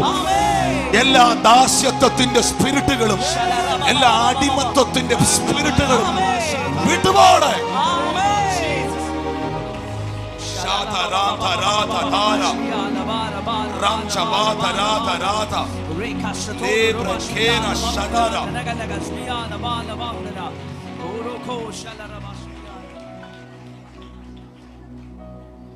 ഈ 7 കാര്യമില്ലേ, നിങ്ങളൊരു 7 ദിവസത്തെ മീറ്റിംഗ് വെക്കാവോ? 14 സെഷൻ പ്രസംഗിച്ചാൽ തീരില്ല. രാവിലെയും വൈകിട്ടും. എന്നെ പുത്രനാക്കി പുത്രിയാക്കി എന്ന് പറഞ്ഞാൽ അതിന്റെ മഹത്വം എന്നാന്നറിയോ? മക്കളുള്ളവരെല്ലാം ഒന്ന് കൈ ഉയർത്തി. ഇനി മക്കളായി ജനിച്ചവരെന്ന് കൈ ഉയർത്തി. ഞാനൊരു മകനായിട്ട് മകളായിട്ടാ ജനിച്ചേ. ഇന്ന് വെളുപ്പാങ്കാലത്ത് ഞാൻ പേടകത്തിന്ന് കൊട്ടാരക്കര വന്ന് ഇറങ്ങിയതല്ലെന്നുള്ളവരെന്ന് കൈ ഉയർത്തി. ഓർത്ത് നോക്കിയേ, നിങ്ങളുടെ വീട്ടിൽ പണിക്കാർ വന്നിട്ടുണ്ടോ ജോലിക്ക്? വന്നിട്ടുണ്ടോ? എൻ്റെ വീട്ടിൽ പണിക്കാർ ജോലിക്ക് വന്നിട്ടുണ്ടോ എന്നൊരു കൈ ഉയർത്തി. വെള്ളം കുടിക്കാൻ ചോദിച്ചിട്ടുണ്ടോ? ചോദിച്ചിട്ടുണ്ടോ? വെള്ളം കൊടുത്തിട്ടുണ്ടല്ലോ അല്ലേ? വെള്ളവേലും കൊടുത്തിട്ടുണ്ടല്ലോ, കൊടുത്തിട്ടുണ്ടല്ലോ അല്ലേ? പക്ഷെ നിങ്ങളുടെ വീട്ടിൽ പിള്ളേരുണ്ടോ? മടി നിമിത്തം ചിലവന്മാർ പറയാം, അമ്മേ ഇച്ചിരി വെള്ളം. മടിയന്മാർ. അല്ലാതെ നിങ്ങളുടെ വീട്ടിലെ പിള്ളേർ വന്ന് വെള്ളം എടുത്ത് കുടിച്ചിട്ടുണ്ടോ? നിങ്ങളോട് ചോദിച്ചിട്ടുണ്ടോ? ഇച്ചിരി വെള്ളം ഞാൻ കുടിച്ചോട്ടെ അമ്മേ ചോദിച്ചിട്ടുണ്ടോ? അവനെന്തോ അങ്ങനെ ഇരിക്കുന്നത് എന്നോട് പറ. ചോദിച്ചിട്ടുണ്ടോ? ഇല്ല. വീട്ടിൽ മീൻ വറുത്തപ്പം, നല്ല ബീഫ് കറിയും നല്ല കപ്പയൊക്കെ വേവിച്ചപ്പം, അമ്മേ ഞാൻ ഇച്ചിരി ബീഫ് അതിൽ നിന്ന് കഴിച്ചോട്ടെ ചോദിച്ചിട്ടുണ്ടോ? ചോദിച്ചിട്ടുണ്ടോ? എന്താ ചോദിക്കാഞ്ഞേ? എടുത്ത് മറിച്ചില്ലേ അവൻ? മീൻ വറുത്ത പാത്രത്തെ അവസാനം വന്ന് നോക്കിയപ്പോ കറിവേപ്പില മാത്രമല്ലേ ഉണ്ടായിരുന്നുള്ളൂ. പറ. അതേസമയം പുറത്ത് നിന്ന വേലക്കാരന് ഈ അകത്ത് വെച്ചിരിക്കുന്ന കപ്പയും ബീഫും വന്ന് അകത്ത് കയറി കഴിക്കാൻ പറ്റുമോ? പറ. നിങ്ങൾ അങ്ങേർക്ക് കൊടുക്കാതെ, അയാൾ അത് ചോദിക്കാതെ, ചോദിക്കണം, ബെഗ് ചെയ്യണം, ചോദിക്കണം, ആവശ്യപ്പെടണം. അന്നേരം നല്ല പോഷൻ കൊടുക്കുവോ? ഞാൻ കഴിച്ച പാത്രത്തിൽ എൻ്റെ വീട്ടിലെ വേലക്കാരന് കൊടുത്തേന്നുള്ളവരുടെ കൈപൊക്കി. അവരായി സഭയിലെ അവാർഡ് വിന്നർ. ഇതൊക്കെ ചോദിക്കാൻ പാടില്ലാത്തതാ. കൊടുക്കുന്നുണ്ട്, ഒരു തെറ്റുമില്ല. അങ്ങനെ കൊടുക്കുന്നുണ്ട് എന്നാ തെറ്റ്? നിങ്ങളപ്പോൾ ഹോട്ടലിൽ നിന്ന് കഴിക്കുന്നതോ? കൂടുതലൊന്നും പറയാൻ. ചില ആളുകളുണ്ട്, അവരവരുടെ ഷീറ്റിലേ കിടക്കുള്ളൂ, അവരുടെ പാത്രത്തിലേ അവര് കഴിക്കുള്ളൂ. അവർക്കൊരു ഗ്ലാസ് ഉണ്ട്, ആ ഗ്ലാസ്സിലേ അവര്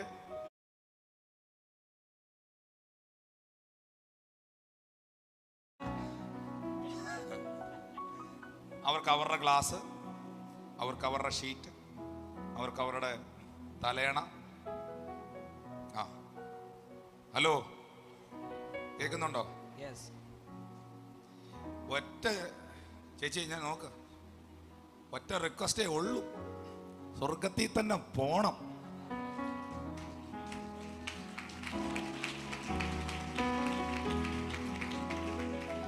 അല്ല ഇങ്ങനെ വാ തുറന്ന് അയ്യോ എന്ന് പറയുമ്പോൾ 1000 പുഴു അകത്തോട്ട് പോവും. മനസ്സിലാവുന്നുണ്ടോ? ചാകാത്ത പുഴു. നിങ്ങൾക്കറിയത്തില്ലേ ആ വാക്യം? കേരളത്തിൽ മുൻ മുഖ്യമന്ത്രിയായിരുന്ന അച്യുതാനന്ദൻ സാറിന് വരെ അറിയായിരുന്നു ആ വാക്യം. അച്യുതാനന്ദൻ സാറ് മുഖ്യമന്ത്രി ആയിരുന്നപ്പം മരിച്ചുപോയ മാണി സാറിനോട് പറഞ്ഞില്ലേ, മാണി ചാകാത്ത പുഴുവിലും കെടാത്ത തീയിലും വീഴുമെന്ന് പറഞ്ഞില്ലേ അന്ന്? ഓർക്കുന്നുണ്ടോ? നിയമസഭയെ പറഞ്ഞില്ലേ? ദൈവസഭയിൽ ഇരിക്കുന്നതിനേക്കാൾ ഉള്ളവരെക്കാൾ കൂടുതൽ വചനം അറിയാം നിയമസഭ ഇരിക്കുന്നവന്. Amen. ദൈവസഭ ഇരിക്കുന്ന ഈ വലിയ വൃത്തിയും വെടുപ്പും ഒക്കെ പറഞ്ഞ് മറ്റുള്ളവരെ ഇങ്ങനെ അശുദ്ധിയായി കാണുന്നവരും ആ നിലയിലൊക്കെ ചിന്തിക്കുന്നവരും കർത്താവിൻ്റെ മുമ്പിൽ ചെന്ന് നിൽക്കാൻ പറ്റുമോ എന്നിടയ്ക്കൊന്ന് ചിന്തിക്കുന്ന നല്ലതായിരിക്കും. നല്ല കേട്ടോ. ആളുകൾ വാച്ചേ നോക്കുന്നത് കഴിയുന്നില്ലയോ എന്ന്. സത്യ. എന്നാ മക്കളെ, നിങ്ങളൊരു കാര്യം മനസ്സിലാക്കണം. ദൈവം എല്ലാവരെയും ഒരുപോലെ സ്നേഹിക്കുന്നു. ദൈവം എല്ലാവരെയും ഒരുപോലെ കരുതുന്നു. പക്ഷേ നിങ്ങൾക്ക് നിങ്ങളുടെ മക്കള് ഇമ്പോർട്ടൻ്റ് ആയതുപോലെ കർത്താവിന് തൻ്റെ മക്കൾ ഇമ്പോർട്ടൻ്റ്.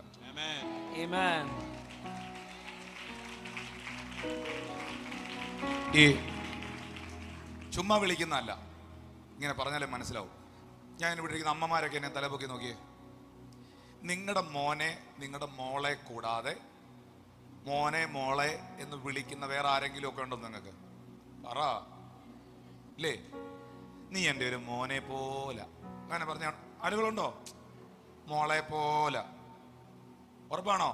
പറഞ്ഞിട്ടുണ്ടോ? എൻ്റെ ചോദ്യം, വസ്തു വീതം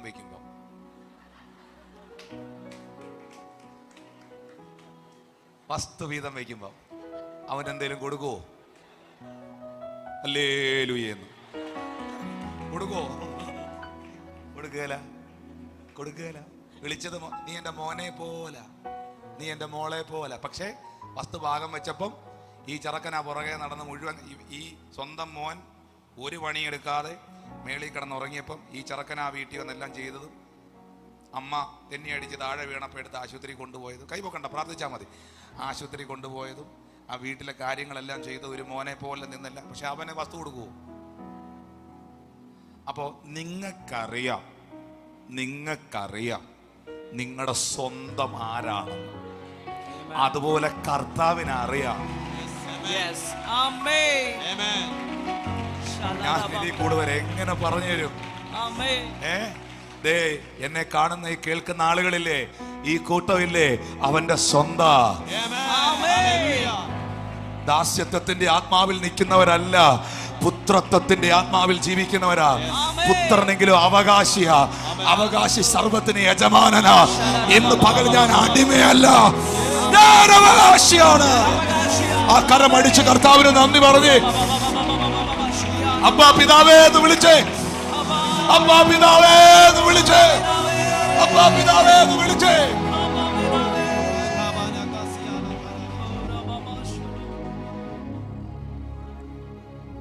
കരുൺ ഡോക്ടറെ, ഞാൻ ഈ പറയുന്നതിന്റെ ഗൗരവം സിമ്പിളായിട്ടാ പറയുന്നത്, ഇവർക്ക് മനസ്സിലാകുന്നുണ്ട്. മോശയ്ക്ക് കിട്ടാത്ത പദവി. മോശ ദാസനായിരുന്നോ? പറബാസ്റ്റേ, എന്റെ ദാസനായ മോശയെ പോലെ എന്നല്ലേ ദൈവം പറഞ്ഞേ? ആയിരുന്നോ? ഏലിയാവോ? ഏലിശ. ഇവരുടെയൊക്കെ മിനിസ്ട്രി എന്തായിരുന്നു? ഇവരുടെയൊക്കെ ജീവിതം എന്നായിരുന്നു? ഇവരുടെയൊക്കെ ലൈഫ് സ്റ്റൈൽ എന്നായിരുന്നു? ഈ പഴയ നിയമ വിശുദ്ധന്മാർ ഓരോരുത്തരും, സ്നാപക യോഹന്നാൻ വരെ, അവരൊക്കെ ആരായിരുന്നു? എന്നാൽ ഇവർക്കാർക്കും ദൈവത്തെ വിളിക്കാൻ, സംബോധന ചെയ്യാൻ പറ്റാത്ത ഒരു ഒരു ഒരു ഒരു പദവി. സത്യം പറഞ്ഞ സ്വർഗത്തിലെ പ്രാർത്ഥന എന്ന് പറയുന്ന പ്രാർത്ഥനയില്ലേ? സ്വർഗത്തിലെ പ്രാർത്ഥന അറിയാവോ? യേശു പഠിപ്പിച്ച പ്രാർത്ഥന അറിയാവോ? ഒന്ന് പറഞ്ഞു എന്നാണ്? എന്നാരും ചിലർ മിണ്ടാത്ത എന്നാ സ്വർഗത്തിലെ പ്രാർത്ഥന എല്ലാരും പറഞ്ഞേ. യേശു പഠിപ്പിച്ച പ്രാർത്ഥന, യേശു പഠിപ്പിച്ച പ്രാർത്ഥന.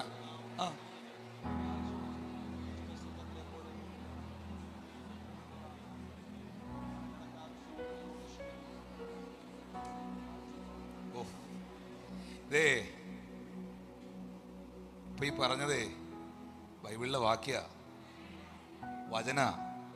വചനത്തിന്റെ ഭാഗ ദൈവകൃപയാൽ അത്രയെങ്കിലും കാണാതെ പഠിച്ചതിൽ നിങ്ങളുടെ പാസ്റ്റർ എന്ന നിലയിൽ ഞാൻ സന്തോഷിക്കും.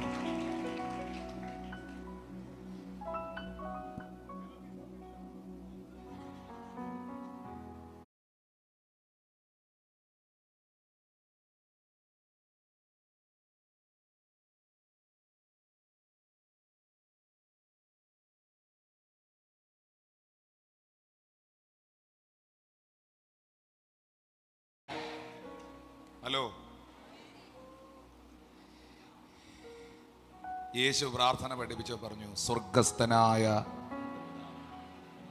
സത്യം പറഞ്ഞ ആദ്യത്തെ വരി തന്നെ പത്രോസും യാക്കോബും യോഹന്നാനും കൂടെ നിന്നവരുമെല്ലാം ഇങ്ങനെ സൂക്ഷിച്ചു നോക്കിക്കാണും.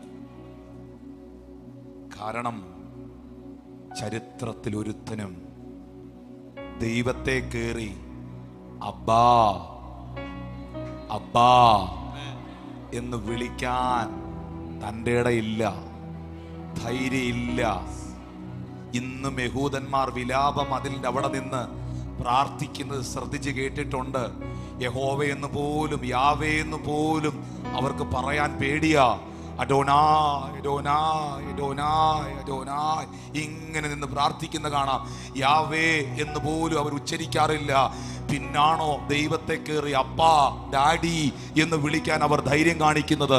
എന്നാൽ ഒരു കൂട്ടം ഇതിനകത്തുനിന്ന് പുറത്തു വരികയാണ്. ഒരു കൂട്ടം ഇന്ന് പകൽ ആ കൂട്ടം ഇവിടെ ഉണ്ടോ? അബ്ബാ പിതാവേ, അബ്ബാ പിതാവേ. അവന്റെ മക്കൾ എല്ലാവരും ചേർന്ന് ശബ്ദമുയർത്തി, അവന്റെ മക്കൾ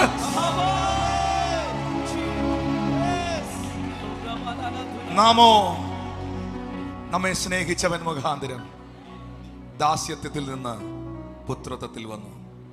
നാലാമത് 8:26-27, റോമർ 8:26-27. അതുകൊണ്ട് തന്നെ ആത്മാവ് നമ്മുടെ ബലഹീനതയ്ക്ക് തുണ നിൽക്കുന്നു. വേണ്ടും പോലെ പ്രാർത്ഥിക്കേണ്ടത് എന്തെന്ന് നാം അറിയുന്നില്ലല്ലോ.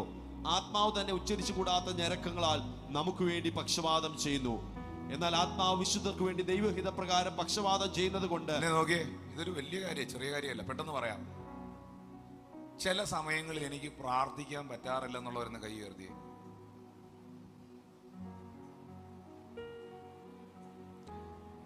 ചില സമയങ്ങളിൽ ഞാൻ പ്രാർത്ഥനയിൽ വീക്കായിരിക്കും എന്നുള്ളവരെന്ന് കൈ ഉയർത്തി. സുഖമില്ലാതെ കിടക്കുമ്പം, ഉച്ചരിക്കാൻ വായെടുക്കാൻ പറ്റാതെ പനി പിടിച്ച് കിടക്കുമ്പം എനിക്കൊന്നും അങ്ങനെ പ്രാർത്ഥിക്കാൻ പറ്റാറില്ല.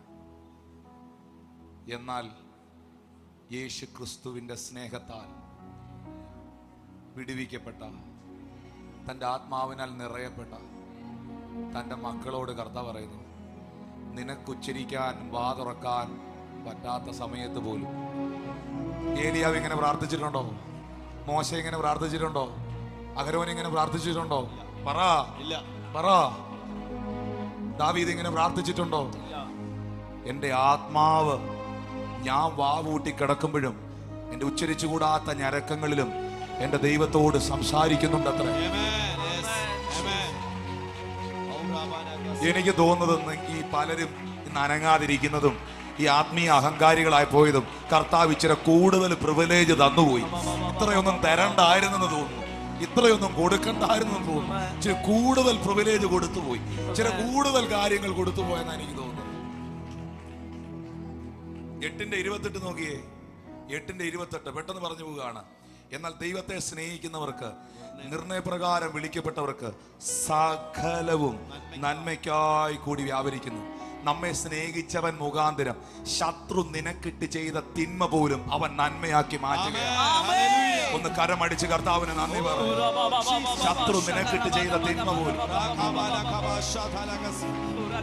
ഇന്ന് ഇതിനകത്ത് എനിക്കൊരു പണി കിട്ടി എന്ന് പറയുന്ന ആരെങ്കിലും ഉണ്ടോ? എനിക്ക് എന്തെങ്കിലും ഒരു കാര്യത്തിൽ പണി കിട്ടി എന്ന് പറയുന്ന ആരെങ്കിലും ഉണ്ടോ? കർത്താവ് നിന്നോട് പറയുന്നു, നിനക്ക് പണി കിട്ടിയതല്ല, സ്വർഗത്തിലെ ദൈവം അതിനെ ഒരു അത്ഭുതമാക്കി, നിന്റെ ജീവിതത്തിൽ അതിനെ ഒരു അത്ഭുതമാക്കി മാറ്റാൻ പോകുകയാണ്.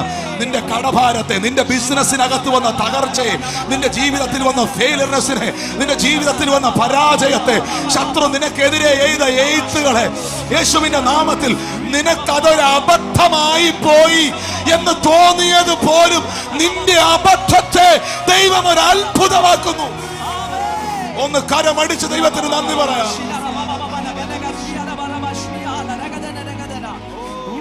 മക്കളെ, വാ തുറന്ന് പറഞ്ഞേ, ഉറക്ക പറഞ്ഞേ, എന്നെ സ്നേഹിച്ചവൻ മുഖാന്തരം. ഉറക്ക പറഞ്ഞ്, എന്നെ സ്നേഹിച്ച യേശു മുഖാന്തരം എന്റെ ജീവിതത്തിലെ അബദ്ധങ്ങൾ പോലും അവൻ അത്ഭുതമാക്കി മാറ്റും. അവൻ അത്ഭുതമാക്കി മാറ്റും. ഉറപ്പുള്ളവരെന്ന് കൈയടിച്ച് ദൈവത്തിന് നന്ദി. പാസ്റ്ററെ, 29-ാം വാക്യം. അവൻ മുന്നറിഞ്ഞവരെ. നമ്മൾ പറയത്തില്ലേ ഞെട്ടിക്കുന്ന വാർത്ത, ഞെട്ടിക്കുന്ന വാർത്തയാണ്. ഇതൂടെ കേട്ടിട്ടേ പോകാം. പൊയ്ക്കോ, ഞാൻ നിർത്താൻ പോവാ മീറ്റിംഗ്. എല്ലാ ദിവസവും 2 മണിക്കും 1:30ക്കും ഒക്കെ നിർത്തുന്നു. ഇപ്പൊ 1:05 ഉള്ളൂ. എന്നെ ശ്രദ്ധിച്ചു കേൾക്ക്, ആ വാക്യം ശ്രദ്ധിച്ചു കേൾക്ക്. ഞെട്ടിക്കുന്ന വാർത്തയാണ്. അവൻ മുന്നറിഞ്ഞവരെ തന്റെ പുത്രൻ അനേക സഹോദരന്മാരിൽ ആദ്യജാതനാകേണ്ടതിന് അവന്റെ സ്വരൂപത്തോട് അനുരൂപരാകുവാൻ മുൻ നിയമിച്ചുമിരിക്കുന്നു എന്ന് പറഞ്ഞാൽ, ഈ വാക്യത്തിന്റെ അടിസ്ഥാനത്തിൽ യേശു ക്രിസ്തു നമ്മുടെ ജ്യേഷ്ഠ സഹോദരനായിരിക്കുന്നു. നാം എല്ലാവരും അവനെ അനുഗമിച്ചവർ, അവനിൽ വിശ്വസിച്ചവർ, ക്രിസ്തുവിൽ നീതീകരിക്കപ്പെട്ടവർ, കർത്താവിന്റെ പരിശുദ്ധ രക്തത്തിൽ കഴുകപ്പെട്ടവർ, പുത്രന്റെ തന്റെ ആദ്യജാതനായ ഏകജാതനായ യേശു ക്രിസ്തു എന്ന പുത്രന്റെ അനുജന്മാരും അനുജത്തിമാരുമായിരിക്കുന്നു. ഇനി കേട്ടെ, 2 മക്കളുള്ളവരെന്ന് കൈ ഉയർത്തിയേ. മീൻ വറുത്ത എത്രണ്ണം വറക്കും? ചോക്ലേറ്റ് മേടിച്ച എത്രണ്ണം മേടിക്കും? ഉറപ്പാണോ? അല്ലേ അറിയും? ഹലോ, ചേട്ടന് ഉള്ളത് അനിയനും. ഇവരൊന്നും ഒരു ഡിവൈൻ വാക്യം. അവൻ മുന്നറിഞ്ഞവരെ. അങ്ങോട്ടൊന്ന് പോണ്ട. തന്റെ പുത്രൻ അനേക സഹോദരന്മാരിൽ ആദ്യജാതനാകേണ്ടത്. ആദ്യജാതൻ അവന്റെ സ്വരൂപത്തോട് അനുരൂപരാകാൻ മുൻ നിയമിച്ചു. ആരെ? ആ പുത്രനിൽ വിശ്വസിച്ചവനെ, ക്രിസ്തുവിലായവനെ അവന്റെ സ്വരൂപത്തോട് അനുരൂപരാക്കി, അവന്റെ അനുജന്മാരാക്കി, അവന്റെ സഹോദരങ്ങളാക്കി. അങ്ങനാണെങ്കിൽ സ്വർഗം ആ പുത്രൻ എന്തൊക്കെ അധികാരവും എന്തൊക്കെ പദവിയും കൊടുത്തോ,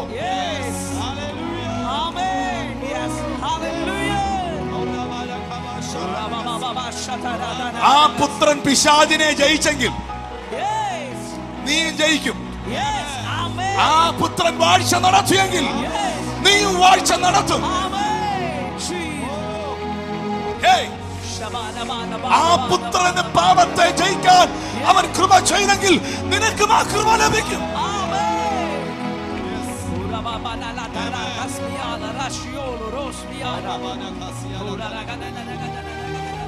What a privilege.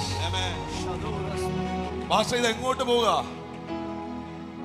ദൈവത്തെ അപ്പാ എന്ന് പോലും വിളിക്കാൻ പറ്റാത്ത ഒരു തലമുറയെ മക്കളാക്കി, അവകാശിയാക്കി, തന്റെ ആദ്യജാതനായ ഏകജാതനായ പുത്രന്റെ സ്വരൂപത്തോട് അനുരൂപരാക്കി. അത്ര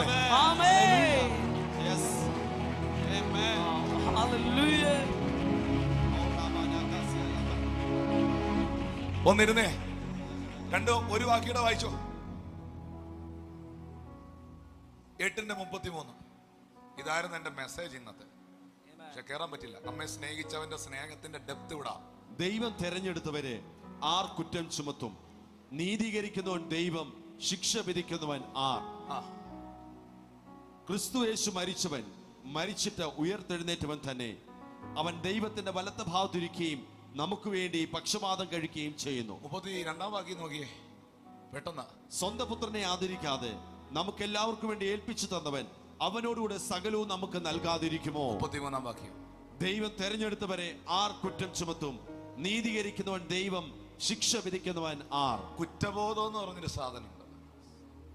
കുറ്റബോധമുള്ളവരുണ്ട്? ഒന്ന് കൈപൊക്കി. ഈ പിശാച് ഏറ്റവും കൂടുതൽ ഉപയോഗിക്കുന്ന സാധനം അത്. മനസ്സിലായോ? പണ്ട് മാസങ്ങൾക്കും വർഷങ്ങൾക്കും മുമ്പ് നിന്റെ ജീവിതത്തിൽ വന്ന അബദ്ധം പോലും, തെറ്റുപോലും വിശ്വാസത്തിൽ വന്നതിന് ശേഷം, ഞാൻ ഇന്നലെ അത് സവിസ്തരായി പറഞ്ഞു, വിശ്വാസത്തിൽ വന്നതിന് ശേഷം ഇപ്പോഴും എടുത്തോണ്ട് വന്ന് കാണിക്കും. പണ്ട് നീ അങ്ങനെ ചെയ്തില്ലേ, പണ്ട് നീ അങ്ങനെ പറഞ്ഞില്ലേ, കഴിഞ്ഞ മാസം നീ അത് ചെയ്തില്ലേ, സംസാരിച്ചില്ലേ. കണ്ടോ, പിശാചിൻ്റെ ഏറ്റവും വലിയ തന്ത്രം അത്. ഒരു സൈഡിൽ ഇപ്പുറത്ത് വന്ന് നിന്നിട്ട് അത് ചെയ്തോ, പിന്നെ ധൈര്യമായിട്ട് ചെയ്തോ, കണ്ടോ എന്ന് പറഞ്ഞ് നിന്നെ ആ പാപത്തിനകത്ത് ചാടിച്ചിട്ട് ഇപ്പുറത്ത് വന്ന് നിന്നിട്ട് പറയും, നീ ഇങ്ങനെ ചെയ്തത് ശരിയായില്ല, ഇനി നീ എങ്ങനെ ചർച്ചയിൽ പോകും, നീ സ്വർഗത്തിൽ പോകില്ല, നീ ഇനി എങ്ങനെ തിരുവത്താഴം എടുക്കും, നീ ഭാവിയായിപ്പോയി, ഇങ്ങനെ കുറ്റപ്പെടുത്തും. അവിടെയാണ് റോമർ 8:33 വാക്യം പറയുന്നത്, ദൈവം തെരഞ്ഞെടുത്തവരെ ആര് കുറ്റം ചുമത്തും? എന്നെ നീതീകരിച്ചവൻ മനുഷ്യനല്ല, എന്നെ നീതീകരിച്ചത് സംഘടനയല്ല, എന്നെ നീതീകരിച്ചവൻ ദൈവമാണ്. 34 വാക്യത്തിൽ പറയുന്നു, ശിക്ഷ വിധിക്കുന്നവനാർ? ക്രിസ്തു മരിച്ചവൻ, മരിച്ചിട്ട് ഉയർത്തെഴുന്നേറ്റവൻ തന്നെ. അവൻ ദൈവത്തിന്റെ വലത്തുഭാഗത്ത് എനിക്ക് വേണ്ടി പക്ഷപാതം ചെയ്യുന്നു. ഇപ്പോൾ ഞാൻ ഇവിടെ നിൽക്കുമ്പോൾ, ഞാൻ പ്രസംഗിക്കുമ്പോൾ, ഞാൻ ഈ ആലയത്തിൽ ഇരിക്കുമ്പോൾ, എൻ്റെ ജീവിതത്തിൽ എന്തെല്ലാം സംഭവിച്ചിട്ടുണ്ടെങ്കിലും എനിക്കൊരു അഡ്വക്കേറ്റ് ഉണ്ട്. പിതാവിന്റെ വലത്തുഭാഗത്ത് എനിക്ക് വേണ്ടി സംസാരിക്കുന്ന ഒരു യേശു എനിക്കുണ്ട്. ജിജി പാസ്റ്ററെ, ഫൈനലി ദ ലാസ്റ്റ് വേർഡ് എന്നൊക്കെ പറയുന്നത് പോലെ 8-ാം അധ്യായത്തിന്റെ 36, 35, 36, 37 നമ്മുടെ കുറിവാക്യം വായിച്ച് അവസാനിപ്പിക്കും. ക്രിസ്തുവിന്റെ സ്നേഹത്തിൽ നിന്ന് നമ്മെ വേർപിരിക്കുന്നത് ആർ? കഷ്ടതയോ, സങ്കടമോ, ഉപദ്രവമോ, പട്ടിണിയോ, നഗ്നതയോ, ആപത്തോ, വാളോ? നിന്റെ നിമിത്തം ഞങ്ങളെ ഇടവിടാതെ കൊല്ലുന്നു, അറുപ്പാനുള്ള ആടുകളെ പോലെ ഞങ്ങളെ എണ്ണുന്നു എന്ന് എഴുതിയിരിക്കുന്നുവല്ലോ. നാമോ നമ്മെ സ്നേഹിച്ചവൻ മുഖാന്തരം ഇതിലൊക്കെയും പൂർണ്ണ ജയം പ്രാപിക്കുന്നു. ക്രിസ്തുവിന്റെ സ്നേഹത്തിൽ നിന്ന് എന്നെ വേർപിരിക്കുന്നത് ആര്? പൗലോസ് അപ്പോസ്തലൻ പറയുന്നുണ്ട്, വന്നതിനോ വരാനുള്ളതിനോ ദൂതന്മാർക്കോ അത് സാധ്യമല്ലെന്ന്. എല്ലാരും പറഞ്ഞേ ഏഞ്ചൽസ്, ദൂതന്മാർ. 38-ാം വാക്യത്തിലുണ്ടോ, മരണത്തിനോ. ഭാര്യ ഭർത്തൃ ബന്ധം മരണത്തിൽ തീരും, അപ്പനും അമ്മയും മക്കളും ബന്ധം മരണത്തിൽ തീരും. പക്ഷെ ഈ സ്നേഹബന്ധം മരണത്തിലും തീരുന്നില്ല.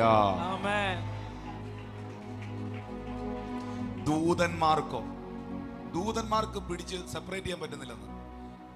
ഒരു ദൂതൻ അശൂർ പാളയത്തിൽ ഇറങ്ങി വന്ന ഒറ്റ രാത്രി 1,85,000 പേരെ തീർത്തേ. ഒരൊറ്റ ഏഞ്ചൽ. ഈ പിശാച് എന്ന് പറയുന്ന ആളില്ലേ ഇപ്പൊ കളിച്ചു നടക്കുന്ന, തലയും പാലും ഇല്ലാത്തൊരു സാധനമില്ലേ പിശാച്, ഇതിനെ അവസാനം ചെങ്ങലയ്ക്ക് ഇട്ട് പൂട്ടാൻ വെളിപ്പാട് പുസ്തകത്തിൽ എഴുതിയിട്ടുണ്ട്, അനന്തരം ഒരു ദൂതൻ ഒരു ചെങ്ങലയായി വന്നു. എന്നാൽ സ്വർഗത്തിലുള്ള മുഴു ദൂതന്മാരും, കോടാനുകോടി ദൂതന്മാരുണ്ട്, ഈ ഏഞ്ചൽസ് എല്ലാം കൂടെ ഇറങ്ങി വന്നിട്ട് കർത്താവിന്റെ സ്നേഹത്തിൽ നിന്ന് നിന്നെ പിടിച്ചു വലിച്ചാലും ഇളകി വരത്തില്ലെങ്കിൽ ആ സ്നേഹത്തിന് ദൂതന്മാരെക്കാൾ ശക്തിയുണ്ട്. ഒന്നുറക്കെ എന്റെ കൂടെ റിപ്പീറ്റ് ചെയ്ത് പറഞ്ഞേ, കർത്താവിന്റെ സ്നേഹത്തിന് ദൂതന്മാരെക്കാൾ ശക്തിയുണ്ട്. കർത്താവിന്റെ സ്നേഹത്തിന് വാഴ്ചകളെക്കാൾ ശക്തിയുണ്ട്. കർത്താവിന്റെ സ്നേഹത്തിന് അധികാരങ്ങളെക്കാൾ ശക്തിയുണ്ട്. കർത്താവിന്റെ സ്നേഹത്തിന് രോഗങ്ങളെക്കാൾ ശക്തിയുണ്ട്. കർത്താവിന്റെ സ്നേഹത്തിന് ഭയത്തെക്കാൾ ശക്തിയുണ്ട്. ഇന്ന് പകൽ സകല ഭയവും, സകല വാഴ്ചകളും, സകല ഇരുളിന്റെ ശക്തികളും, സകല ഡിമോണിക് ഇൻഫ്ലുവൻസുകളും ആ സ്നേഹത്തിന്റെ മുൻപിൽ ഒടഞ്ഞുമാണ്.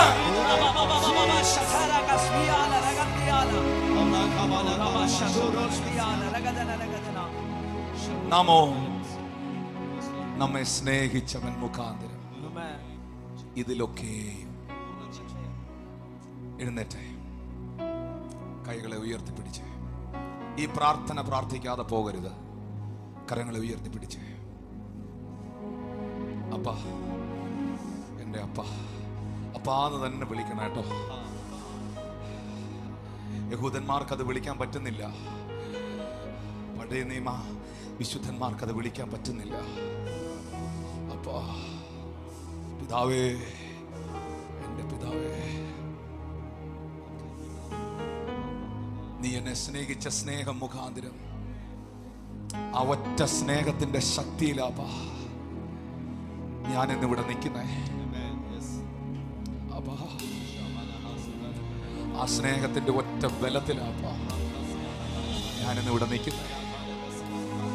തേനിനേക്കാളും തേൻ കട്ടയേക്കാളും അതെന്റെ നാവിനെത്ര മധുരാപ്പ. നിൻ സ്നേഹം ഞാൻ രുചിച്ചു, ഓ അതെത്ര മധുരാപ്പ. മക്കളെ, ഒരു 2 മിനിറ്റ് ആ കണ്ണൊന്ന് അടച്ചേച്ചു. നിന്നെ സ്നേഹിച്ചവന്റെ സ്നേഹം ഒന്ന് ഓർത്തേ. നിന്നെ സ്നേഹിച്ചവന്റെ സ്നേഹം ഒന്ന് ഓർത്തേ. മരണത്തിൽ നിന്ന് നിന്നെ വിടുവിച്ച സ്നേഹം, പാപത്തിൽ നിന്ന് നിന്നെ വിടുവിച്ച സ്നേഹം, ജഡത്തിന്റെ സ്വഭാവത്തിൽ നിന്നും ജഡത്തിന്റെ ചിന്തയിൽ നിന്ന് നിന്നെ വിടുവിച്ച സ്നേഹം, ദാസ്യത്വത്തിൽ നിന്ന് പുത്രനാക്കി പ്രാർത്ഥനയിൽ ചെയ്യുന്ന സ്നേഹം, ശത്രുത്തിന്മയ്ക്കായി ചെയ്തത് എന്റെ ജീവിതത്തിൽ നന്മയ്ക്കാക്കുന്ന സ്നേഹം, എന്നെ അവന്റെ അനുജത്വമാക്കിയ സ്നേഹം, എന്റെ കുറ്റബോധത്തെ മാറ്റിയ സ്നേഹം. ഒരു നിമിഷം ഒന്ന് കണ്ണു തുറന്നേ, കരമുയർത്തിയേ. കഴിഞ്ഞ കാലം ഒന്ന് ഓർത്തേ. ഈ ദൈവത്തിന്റെ മകനെന്നും മകളെന്നും വിളിക്കാൻ എന്താണ് യോഗ്യത ഉണ്ടായിരുന്നേ? നമ്മൾ എവിടെ കിടന്നതാ? നമ്മൾ എവിടെ നിന്നതാ? എന്നെ നടത്തിയ കർത്താവേ,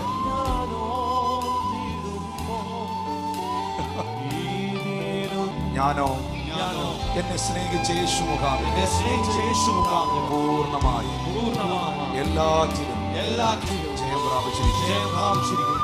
മരണത്തിൽ നിന്ന് ജയം, പാപത്തിൽ നിന്ന് ജയം, ജഡീക ചിന്തകളിൽ നിന്ന് ജയം, ദാസ്യത്വത്തിൽ നിന്ന് ജയം, പ്രാർത്ഥനാ ജീവിതത്തിൽ ജയം, ശത്രു തിന്മയ്ക്കായി ചെയ്തത് നന്മയാക്കിയ ജയം, അവന്റെ സഹോദരനാക്കി മാറ്റിയ ജയം, കുറ്റബോധത്തെ നീക്കിയ ജയം, നീതിബോധം നൽകിയ ജയം, നരകത്തിൽ പോകേണ്ട എന്നെ നിത്യജീവന് അവകാശിയാക്കിയ നിത്യമായ ജയം, നിത്യമായ ജയം, നിത്യമായ ജയം. ആ കരങ്ങളെ ഉയർത്തി പറഞ്ഞേ ഹല്ലേലൂയ. ഞാൻ ലൈവിലുള്ളവർക്ക് വേണ്ടി പ്രാർത്ഥിക്കാൻ വരികയാണ്. ലൈവിലുള്ളവർക്ക് വേണ്ടി പ്രാർത്ഥിക്കാൻ വരികയാണ്. നിങ്ങൾ എഴുതുന്ന ചാറ്റ് മെസ്സേജ് കണ്ട് പ്രാർത്ഥിക്കാൻ വരികയാണ്. ലൈവിലുള്ളവരെ കണ്ട് പ്രാർത്ഥിക്കാൻ വരികയാണ്. മൂവ് ചെയ്യരുത്. മറ്റുള്ളവർക്ക് പെട്ടെന്ന് ഈ ലൈവ് ഒന്ന് ഷെയർ ചെയ്യുക. ആരെങ്കിലും വിട്ടോ ചെയ്തിട്ടുണ്ടെങ്കിൽ പെട്ടെന്ന് അവർക്ക് ഒന്ന് ഷെയർ ചെയ്യുക. ഞാൻ ലൈവിലുള്ളവർക്ക് വേണ്ടി പ്രാർത്ഥിക്കാം. ഓൺലൈനിൽ ഞങ്ങളെ ലൈവിൽ കാണുന്ന പ്രിയപ്പെട്ടവർ, ജീസസ് ഈസ് ലൈവിന്റെ ലൈവിൽ ഞങ്ങളെ കാണുന്നവർ, ജാസ്മിൻ ചാക്കോ എന്ന സഹോദരി സ്കിൻ ഡിസീസ് സൗഖ്യമാകാൻ പ്രാർത്ഥിക്കാൻ ആവശ്യപ്പെട്ടു. സജിത കുമാരി കടഭാരത് മാറാൻ പ്രാർത്ഥന ആവശ്യപ്പെട്ടിരിക്കുന്നു. കർത്താവിനാൽ ഇപ്പോൾ ഈ വിഷയത്തിൽ വിടുതൽ ഉണ്ടാകട്ടെ.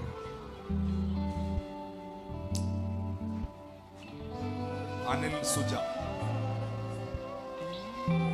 പാർത്ഥിവിനും അനിലിനും സുജയ്ക്കും പ്രാർത്ഥിക്കാൻ വേണ്ടി. എനിക്ക് തോന്നുന്നു ഇന്തോനേഷ്യയിലെ ഞങ്ങളുടെ പ്രിയ സഹോദരനാണ് ഞാൻ വിശ്വസിക്കുന്നു. ഞാൻ അവർക്ക് വേണ്ടി പ്രാർത്ഥിക്കുന്ന കുടുംബമാണ്. എനിക്കതുകൊണ്ട് ആ പേര് കാണുമ്പോൾ എനിക്കത് മനസ്സിലാവും. ഞാൻ ആ കുടുംബത്തിന് വേണ്ടി പ്രാർത്ഥിക്കുന്നു. ഷിന നോയൽ അസാധാരണമായ സാമ്പത്തിക പ്രതിസന്ധിയിലായിരിക്കുന്ന സിസ്റ്റർ ഷീനയ്ക്ക് വേണ്ടി പ്രാർത്ഥിക്കുന്നു. ബെൻസന്റെ ജോലിക്ക് വേണ്ടി പ്രാർത്ഥിക്കുവാനാണ് ആവശ്യപ്പെട്ടിരിക്കുന്നത്. ദൈവത്താൽ ആ വാതിൽ തുറന്നു വരട്ടെ. ഷൈനി തോമസ്, കർത്താവെ ആ മകളുടെ എല്ലാ പ്രശ്നങ്ങളിലും വിടുതലാകട്ടെ. എലിസബത്ത് ജോൺ, വിടുതലുണ്ടാകട്ടെ. ലിൻസി, തലമുറകൾക്ക് വേണ്ടി പ്രാർത്ഥിക്കാൻ ആവശ്യപ്പെട്ടിരിക്കുന്നു. ലിൻസിയുടെ ലൈഫിൽ ഒരു ബ്രേക്ക് ത്രൂ ഉണ്ടാകാൻ വേണ്ടി പ്രാർത്ഥിക്കുന്നു.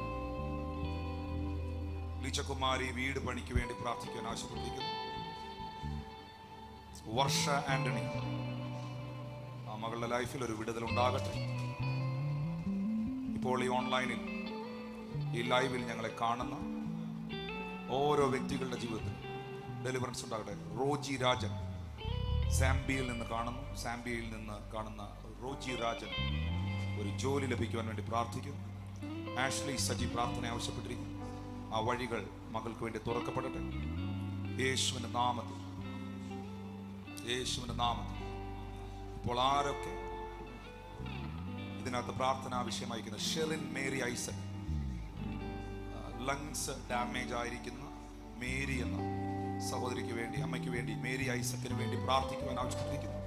തോമസ് ജോർജ്, ബിന്ദു, വിദ്യ മേനോൻ, സജിത കുമാരി, ഇങ്ങനെ ഒരുപാട് പ്രിയപ്പെട്ടവർ ആ പ്രാർത്ഥന വിഷയം അയക്കുന്നുണ്ട്. അഞ്ജു ജോൺ ആ വിസ അപ്പോയിന്റ്മെന്റിന് വേണ്ടി പ്രാർത്ഥിക്കാൻ ആവശ്യപ്പെട്ടിരിക്കുന്നു. യേശുവിന്റെ നാമത്തിൽ അതിൽ വിടുതൽ ഉണ്ടാകട്ടെ. ദൈവത്തിന്റെ കരം ചലിക്കട്ടെ. യേശുവിൻ നാമത്തിൽ ഈ പ്രാർത്ഥനാ വിഷയം അയച്ച ഓരോ വ്യക്തികളും ദൈവത്താൽ അനുഗ്രഹിക്കപ്പെടേണ്ടതിനായി ഞാൻ പ്രാർത്ഥിക്കുന്നു. പ്രത്യേകിച്ച് സജിതകുമാരി ബിബിൻ എന്ന മകന്റെ ജോലിയുടെ വിഷയം പ്രാർത്ഥനാ വിഷയമായി ആവശ്യപ്പെട്ടിരിക്കുന്നു. അപ്പോൾ ഈ ലൈവ് ചാറ്റിൽ ആരൊക്കെ ഇപ്പോൾ പ്രാർത്ഥനാ വിഷയം അയക്കുന്നു അവരെല്ലാം ജീവിതത്തിൽ യേശുവിൻ നാമത്തിൽ ഒരു ഡെലിവറൻസ് ഉണ്ടാകട്ടെ. ദൈവത്തിന്റെ കരം അധികാരത്തോടെ ശക്തിയോടെ അവർക്ക് വേണ്ടി ചലിക്കുവാനിടയാകട്ടെ. ഇന്ന് ഈ ഓൺലൈൻ സർവീസ് കണ്ട ഓരോ കുടുംബങ്ങളും, ഓരോ വ്യക്തികളും മരണത്തിന്റെയും പാപത്തിന്റെയും ജഡീക ചിന്തകളുടെയും സകല പൈശാചിക പദ്ധതികളുടെയും മേളിൽ നമ്മെ സ്നേഹിച്ച യേശു ക്രിസ്തു മുഖാന്തരം ഒരു വലിയ ജയത്തെ കർത്താവ് കൽപ്പിച്ചിരിക്കേണ്ട ഈ ദിവസങ്ങളിൽ ഒരു വലിയ സാമ്പത്തികമായ ഡെലിവറൻസ് നിങ്ങൾക്കുണ്ടാകാൻ ഞാൻ പ്രാർത്ഥിക്കുന്നു. ഇത് ഈ വാക്ക് ഞാൻ പറയുന്നത് വെറുതെ അല്ല.